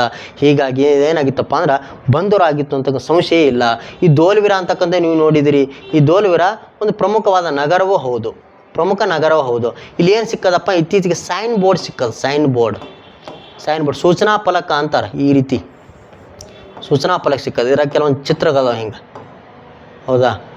ಇದ್ರ ಚಿತ್ರ, ಶಿವನ ಚಿತ್ರ, ಅದೇ ರೀತಿ ಸ್ಟಾರ್ ಚಿತ್ರ, ಹಲವಾರು ಚಿತ್ರ. ಅಂದರೆ ಇದಕ್ಕೆ ಅಂತಾರಪ್ಪ ಅಂದ್ರೆ ಚಿತ್ರಲಿಪಿ ಅಂತ ಕರಿತಾನೆ. ಇದಕ್ಕೆ ಚಿತ್ರಲಿಪಿ. ಈ ಲಿಪಿ, ಈ ಸೂಚನಾ ಫಲಕ ಅಂತ ಕೂಡ ಕರೆದಾರೆ ಇದಕ್ಕೆ. ಈ ಸೂಚನಾ ಫಲಕ ಎಲ್ಲಿ ಸಿಕ್ಕದಪ್ಪ ಅಂದ್ರೆ ಧೋಲ್ವೀರದಲ್ಲಿ ಸಿಕ್ಕದ. ಎಲ್ಲಿ ಸಿಕ್ಕದ? ಧೋಲ್ವೀರದಲ್ಲಿ ಸಿಕ್ಕಿರ್ತಕ್ಕಂಥದ್ದು. ಇತ್ತೀಚೆಗೆ ಅಲ್ಲಿ ಏನು ಸಿಕ್ಕದ? ರಿಸರ್ವರ್ ಸಿಕ್ಕದ. ಅಂದ್ರೆ ಏನು, ನೀರಿನ ಸಂಗ್ರಹ ಘಟಕ ಸಿಕ್ಕದ. ನೀರಿನ ಸಂಗ್ರಹ ಘಟಕ ಸಿಕ್ಕಿದ್ದು ಧೋಲ್ವೀರದಲ್ಲಿ. ಸೊ ಅದು ಇಂಪಾರ್ಟೆಂಟ್. ನಂತರ ಸುಕ್ತ ಜಂಡಾರ್. ಈ ಸುಕ್ತ ಜಂಡಾರ್ ಏನಪ್ಪ ಅಂದ್ರೆ ನೀವು ಇಲ್ಲಿ ಸಿಂಧು ನದಿ ನಾಗರಿಕತೆಯನ್ನು ನೋಡಿದಾಗ ಈ ಸಿಂಧು ನದಿ ನಾಗರಿಕತೆಯನ್ನು ಪೂರ್ವ ಪಶ್ಚಿಮ ದಕ್ಷಿಣ ಉತ್ತರವಾಗಿ ಆಳಿತಾರೆ. ಪೂರ್ವ ಪಶ್ಚಿಮ ದಕ್ಷಿಣ ಉತ್ತರವಾಗಿ ಏನು ಮಾಡ್ತಾರಪ್ಪ ಅಂದ್ರೆ ಇದು ಉತ್ತರ, ಇದು ದಕ್ಷಿಣ, ಇದು ಪೂರ್ವ, ಇದು ಪಶ್ಚಿಮ. ಇಲ್ಲಿ ಕೆಲವು ಪ್ರದೇಶಗಳು ನೋಡಿದಾಗ ಉತ್ತರದ ಕೊನೆಯ ತುದಿ ಯಾವುದಪ್ಪ ಅಂದ್ರೆ ಮಾಂಡು ಆಗಿತ್ತು. ಈ ಪ್ರದೇಶ ಸಿಂಧು ನದಿ ನಾಗರಿಕತೆಗೆ ಸಂಬಂಧಪಟ್ಟ ಉತ್ತರದ ಕೊನೆಯ ತುದಿ ಅಂದರೆ ಯಾವುದು? ಮಾಂಡು, ಕೊನೆಯ ಪ್ರದೇಶ ಅಂತ ಅರ್ಥ. ಇಲ್ಲಿ ದೈಮಾಬಾದ್ ಆಗಿತ್ತಿದು. ದೈಮಾಬಾದ್ ಮಹಾರಾಷ್ಟ್ರ ಬರ್ತೈತಿ. ಇದು ಯಪ್ಪ ಆಲಮ್ಗೀರ್ಪುರ ಅಂದ್ರೆ ಇದು ಪೂರ್ವದ ಕೊನೆಯ ಭಾಗ. ಪಶ್ಚಿಮದ ಕಡೆಯ ಭಾಗ ಸುಕ್ತ್ ಜಂಡಾರ್ ಅಂತಕ್ಕಂಥದ್ದು, ಸುಕ್ತ್ ಜಂಡಾರ್. ಹೀಗಾಗಿ ಇದು ಸುಕ್ತ್ ಜಂಡಾರ್ ಏನಪ್ಪ ಅಂದ್ರೆ ಪ್ರದೇಶ ಆಧಾರಿತ, ಅಲ್ಲಿ ಯಾವುದೇ ರೀತಿ ಏನು ಸಿಕ್ಕಿಲ್ಲಪ್ಪ ಅಂದ್ರೆ ಅಲ್ಲಿ ನದಿ ಮೂಲಗಳಾಗಲಿ ಅಥವಾ ಸಮುದ್ರ ಮೂಲಗಳು, ಹೀಗಾಗಿ ಬಂದರ್ ಕಟ್ಟೆ ಇಲ್ಲಿಲ್ಲ ಅಂತ ತಿಳ್ಕೊಬೋದು. ರಂಗಪುರ ಅಂತಕ್ಕಂಥದ್ದು ಇಲ್ಲಿ ಹತ್ತಿರದಲ್ಲಿ ಇರ್ತಕ್ಕಂಥದ್ದು, ಇಲ್ಲೇ ಮಧ್ಯದಲ್ಲಿ ಬರ್ತಕ್ಕಂಥ ರಂಗಪುರ. ಇಲ್ಲಿ ರಾಗಿ ಸಿಕ್ಕಿರ್ತಕ್ಕಂಥ ರಾಗಿಯ ಕುರುಹುಗಳು ಸಿಕ್ಕವು. ಇಲ್ಲಿ ರಾಗಿ, ಆಗಿನ ಕಾಲ ರಾಗಿ ಬೆಳೆದು ಕುರು ಸಿಕ್ಕಿದ್ದು ರಂಗಪುರದಲ್ಲಿ. ಇಲ್ಲಿ ಬಣ್ಣ ಬಣ್ಣದ ಮಡಿಕೆಗಳು ಕೂಡ ಸಿಕ್ಕವು. ಬಣ್ಣದ ಮಡಿಕೆಗಳು ಇಲ್ಲಿ ಏನು ಹೇಳ್ತದಪ್ಪ ಅಂದ್ರೆ ಬಣ್ಣ ಬಣ್ಣದ ಮಡಿಕೆಗಳು ಅಂದರೆ ಬಣ್ಣದ ಅರಿವಿತ್ತು ಅಂತಕ್ಕಂಥದ್ದು ಇಲ್ಲಿ ನಾವು ತಿಳ್ಕೊ. ಹೀಗಾಗಿ ಉತ್ತರ ಯಾವುದಪ್ಪ ಅಂದ್ರೆ ಲೋಥಾಲ. ಲೋಥಾಲ್ ಅಂತ ಕೆಳಗಿನ ಯಾವುದು ವ್ಯಾಪಾರ ಬಂದರಾಗಿತ್ತು, ಲೋಥಾಲ್ ಆಗಿತ್ತು ಅಂತಕ್ಕಂಥದ್ದು ನಾವು ಸಂಶಯ ಇಲ್ಲದೆ ಹೇಳಬಹುದು. ನಂತರ ಪ್ರಶ್ನೆ ಮುಂದುವರಿದ ಭಾಗ, ಮನುಸ್ಮೃತಿ ಗ್ರಂಥವನ್ನು ಯಾರ ಕಾಲದಲ್ಲಿ ರಚಿಸಲಾಯಿತು? ನಾವು ಭಾಳ ಸಲ ಕೇಳ್ತೇವೆ. ಇವತ್ತಿನ ಕಾಲ ಮನು ಈ ವರ್ಡ್ ಎಲ್ಲರಿಗೂ ಭಯಪಟ್ಟಾಗ್ಬಿಟ್ಟವು. ಯಾಕಂದರೆ ಸನ್ನಿವೇಶ ಹಾಗೆ ಅಲ್ವಾ, ಮನುವಾದಿಗಳು ಮನುಸ್ಮೃತಿ ಎಷ್ಟು ಸ್ಮೃತಿ ಒಳಗೆ ಕೂತು ಸ್ಮೃತಿಗಳು ನೆನಪು ಅಳಿಲಾರ್ದಂಗೆ ಆಗ್ಯದ. ಸೊ ಈ ಮನುಸ್ಮೃತಿ ಯಾವಾಗ ರಚನೆ ಆಯ್ತು ಅಂತ ದೊಡ್ಡ ಪ್ರಶ್ನೆ ಆಗ್ಯದ.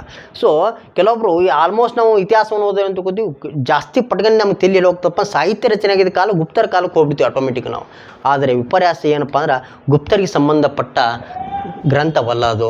ನಾವು ಇದು ಗುಪ್ತರಿಗೆ ಸಂಬಂಧಪಟ್ಟಿಲ್ಲ, ಮೌರ್ಯರಿಗೂ ಸಂಬಂಧಪಟ್ಟಿಲ್ಲ. ಮೌರ್ಯರಂತೂ ಸಂಬಂಧಪಡೋಕ್ಕೆ ಸಾಧ್ಯನೇ ಇಲ್ಲ. ಯಾಕಲ್ಲಿ ಅಲ್ಲಿ ಒಂದು ಸನಾತನ ಧರ್ಮಕ್ಕಾಗಲಿ ಹಿಂದೂ ಧರ್ಮಕ್ಕೆ ಒತ್ತಿಲ್ಲ, ಅಲ್ಲಿ ಜಾಸ್ತಿ ಬೌದ್ಧ ಧರ್ಮಕ್ಕೆ ಒತ್ತಿತ್ತು, ಅಲ್ಲಿ ಆಗಿಲ್ಲ. ಗುಪ್ತರ ಕಾಲದಲ್ಲಿ ಇದಕ್ಕೆ ಕನ್ಫ್ಯೂಸ್ ಕೊಡ್ತಾನೆ ನಿಮ್ಗೆ ಬೇಕಂತ. ಸೊ ಇದಕ್ಕೆ ನೀವು ಒತ್ತೇ ಕೊಡೋದಿಲ್ಲ. ಆಮೇಲೆ ಉತ್ತರ ವೇದಗಳ ಕಾಲ ಇಲ್ಲಿ ಇರ್ಬೋದೇನು, ಯಾಕಂದ್ರೆ ಜಾಸ್ತಿ ಅಲ್ಲಿ ರಚನೆ ಆಗುತ್ತೆ. ವೇದಗಳು ರಚನೆ ಆಗ್ಯಾವ, ಅಲ್ಲಿ 2 ವೇದಗಳು ರಾತಾಯಣ ವೇದ ರಚನೆ ಆಗಿದ್ದು ಅವಾಗೆ. ಹೀಗಾಗಿ ಇಲ್ಲೇ ಆಗಿರ್ಬೋದು ಅಂತೇಳಿ ಜಾಸ್ತಿ ಒತ್ತೆಯಲ್ಲಿ ಬರ್ತದೆ, ಇಲ್ಲಿ ಬರ್ತದೆ ನಮಗೆ. ಆದ್ರೆ ಉತ್ತರ ನಾವು ಯಾರು ಇತಿಹಾಸವನ್ನು ಸ್ವಲ್ಪ ಆಳಕ್ಕೆ ಇಳಿದು ಓಳ್ತೀವೋ ಉತ್ತರ ಇವು ಯಾವಕ್ಕೆ ಹಾಕೋದಿಲ್ಲ, ಇದನ್ನೂ ಹಾಕೋದಿಲ್ಲ, ಇದನ್ನೂ ಅಲ್ಲ ಹಾಗೂ ಇದನ್ನೂ ಅಲ್ಲ. ಉತ್ತರ ಏನದಪ್ಪ, ಶುಂಗರ ಕಾಲ. ಭಾಳ ಇಂಪಾರ್ಟೆಂಟ. ಸ್ವಲ್ಪ ವಿಚಾರವನ್ನು ಮಾಡಿ. ಮನುಸ್ಮೃತಿ ಗ್ರಂಥವನ್ನು ಯಾರ ಕಾಲಕ್ಕೆ ಬರ್ತಾರಪ್ಪ ಅಂದ್ರೆ ಶುಂಗರ ಕಾಲಾವಧಿಯಲ್ಲಿ ಬರೆಯಲಾಗ್ತದ. ಸೊ ಮುಂದುವರೆದ ಭಾಗ, ಮುಂದಿನ ಪ್ರಶ್ನೆ ನೋಡೋಣ. ಇಲ್ಲಿ ಹರ್ಷವರ್ಧನಿಗೆ ಕ್ರೀಡೆ ಮತ್ತು ಕದನದಲ್ಲಿ ಯಾರು ಅಥವಾ ಯಾವುದು ಮಿತ್ರರಾಗಿದ್ದರು ಅಥವಾ ಮಿತ್ರರಾಗಿತ್ತು ಅಂತಕ್ಕಂಥದ್ದು ನೋಡೋಣ. ಇಲ್ಲಿ ಹರ್ಷವರ್ಧನ ಅಂತ ವರ್ಧನ ಸಂತತಿ ಬಗ್ಗೆ ನಿಮ್ಗೆ ತಿಳಿದಿದೆ. ವರ್ಧನ ಸಂತತಿ. ಸೊ ವರ್ಧನ ಸಂತತಿ ಭಾಳ ಇಂಪಾರ್ಟೆಂಟ. ಯಾಕಂದ್ರೆ ಈ ಹರ್ಷವರ್ಧನ ಎಂತಾರಪ್ಪ ಅಂದ್ರೆ ಪ್ರಾಚೀನ ಭಾರತದ ಕೊನೆಯ ಹಿಂದೂ ಅರಸ ಅಂತ ಕೂಡ ಕರೀತಾರೆ ಅವನಿಗೆ. ಅಂದ್ರೆ ಪ್ರಾಚೀನ ಭಾರತದ ಕೊನೆಯ ಹಿಂದೂ ಅರಸ ಆತ ಆಗಿನ ಕಾಲಕ್ಕೆ. ಇದು ಪ್ರಾಚೀನ ಭಾರತ. ಇದು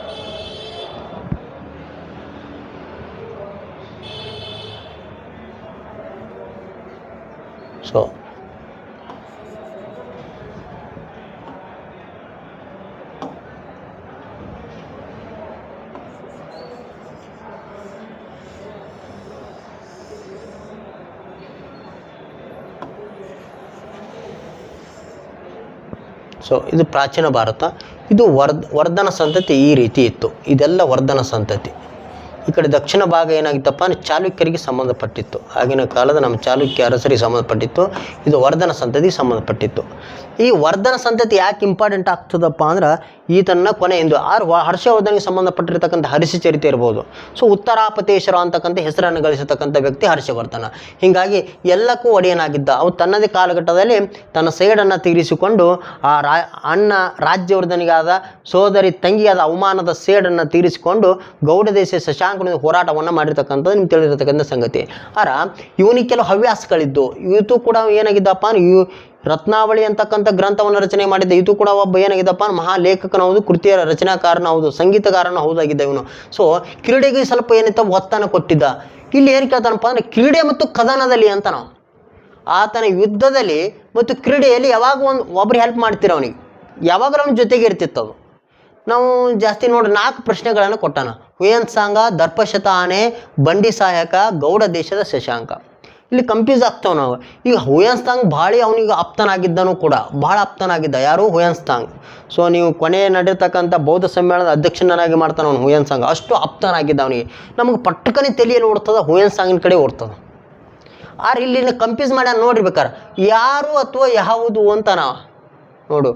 ಅದು ಒಂದು ಜೀವಿನೂ ಆಗಿರಬಹುದು, ವ್ಯಕ್ತಿಯೇ ಆಗಿರಬಹುದು.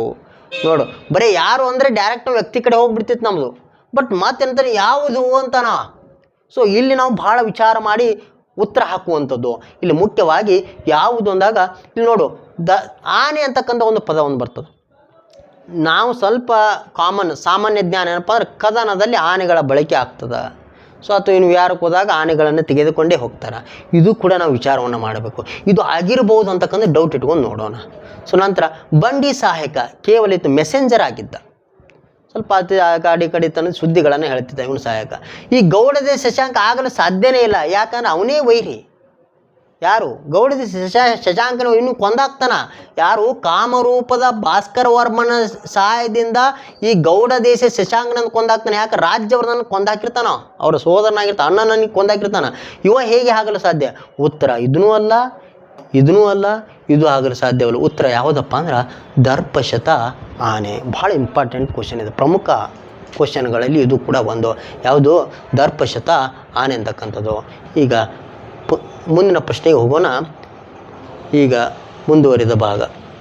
ಇಲ್ಲಿ ನಾವು ಏನು ಮಾಡಿದೇವಿ, ಈ ದಿನ ಕೆಲವು ಪ್ರಮುಖವಾದ ಪ್ರಶ್ನೆಗಳ ಬಗ್ಗೆ ಅಧ್ಯಯನವನ್ನು ಮಾಡೀವಿ. ಸೊ ಹೀಗಾಗಿ ನಾವು ಏನು ಮಾಡೋಣಪ್ಪ ಅಂದ್ರೆ ಪ್ರಾಚೀನ ಭಾರತಕ್ಕೆ ಇತಿಹಾಸ ಸಂಬಂಧಪಟ್ಟ ಇನ್ನೂ ಹಲವಾರು ಕ್ವಶನ್ಗಳನ್ನು ತೆಗೆಯೋಣ. ಸ್ವಲ್ಪ ನಾವು ವಿಚಾರವನ್ನು ಮಾಡಿ ಈ ಸರಳ ಪ್ರಶ್ನೆಗಳಿಗೆ ಒತ್ತು ಕೊಡೋ ಬದಲಿ ಸ್ವಲ್ಪ ಯಾರೂ ಅರಿಯದ ಪ್ರಶ್ನೆಗಳಿಗೆ ಒತ್ತನ್ನು ಕೊಡೋಣ. ಸ್ವಲ್ಪ ಆಳಕ್ಕಿಳಿದು ಓದುವ ಪ್ರಯತ್ನವನ್ನು ಮಾಡೋಣ. ಯಾಕಂದರೆ ಎಲ್ಲರಿಗೂ ಗೊತ್ತಿದ್ದ ವಿಷಯವನ್ನು ನಮಗೆ ಗೊತ್ತಿದ್ದರೆ ಅದು ಉತ್ತರನೂ ಅಲ್ಲ, ಅದು ಸಾಧನೆಯೂ ಅಲ್ಲ. ಯಾರಿಗೆ ಯಾವ ವಿಷಯ ಗೊತ್ತಿರಲ್ಲೋ ಆ ವಿಷಯ ನಮಗೆ ಗೊತ್ತಿದ್ದರೆ ಮಾತ್ರ ನಾವು ನಿಜವಾಗ್ಲೂ ಸಾಧಕರಾಗಕ್ಕೆ ಸಾಧ್ಯ ಉಂಟು. ಯಾಕಂದರೆ ಅವನಿಗೆ ಗೊತ್ತಿದ್ದ ವಿಷಯ ನನಗೆ ಗೊತ್ತಿತ್ತಾನೆ, ಅವನಿಗೆ ಅಷ್ಟೇ ಮಾರ್ಕ್ಸ್ ಬರ್ತಾವೆ, ನನಗೆ ಅಷ್ಟೇ ಮಾರ್ಕ್ಸ್. ನಾವು ಆಯ್ಕೆ ಆಗ್ಬೇಕಾದ್ರೆ ಅವನಿಗಿಂತ ಒಂದು ಚೂರು ಜಾಸ್ತಿ ಇರಬೇಕಲ್ಲ. ಸೊ ಹೀಗಾಗಿ ನಾವು ಸಾಧನೆಯನ್ನು ಇರ್ಬೇಕಾದ್ರೆ ಅವನಿಗೆ ಗೊತ್ತಿರೋ ಅಂದರೆ ಮೀನ್ಸ್ ನಮ್ಮ ಸ್ಪರ್ಧೆಗೆ, ನಮ್ಮ ಕಾಂಪಿಟೇಟರಿಗೆ ಗೊತ್ತಿರದ ವಿಷಯವನ್ನು ನಾವು ಓದೋ ಪ್ರಯತ್ನವನ್ನು ಮಾಡಬೇಕು. ಮತ್ತು ವಿಷಯವನ್ನು ಆಳಕ್ಕಿಳಿದು ಸ್ವಲ್ಪ ಏನು ತಾರ್ಕಿಕ ಶಕ್ತಿಯನ್ನು ಇಟ್ಟುಕೊಂಡು ಓದುವ ಪ್ರಯತ್ನವನ್ನು ಮಾಡೋಣ. ಅನಾಲಿಸಿಸ್ ಮಾಡಿ ಓದೋಣ, ಪ್ರಾಯೋಗಿಕವಾಗಿ ಓದೋಣ. ಇತಿಹಾಸ ಎಷ್ಟು ಸರಳೋ ಅಷ್ಟೇ ಕ್ಲಿಷ್ಟ ಇರ್ತಕ್ಕಂಥದ್ದು. ಇತಿಹಾಸ ಇನ್ನೂ ಕೆಲವು ಪ್ರಮುಖವಾದ ಅಂಶಗಳನ್ನು ಹೊತ್ತುಕೊಂಡು, ಪ್ರಮುಖವಾದ ಪ್ರಶ್ನೆಗಳನ್ನು ಹೊತ್ತುಕೊಂಡು ಮುಂದಿನ ತರಗತಿಯಲ್ಲಿ ನಾವು ಭೇಟಿಯಾಗೋಣ. ನಮಸ್ಕಾರ.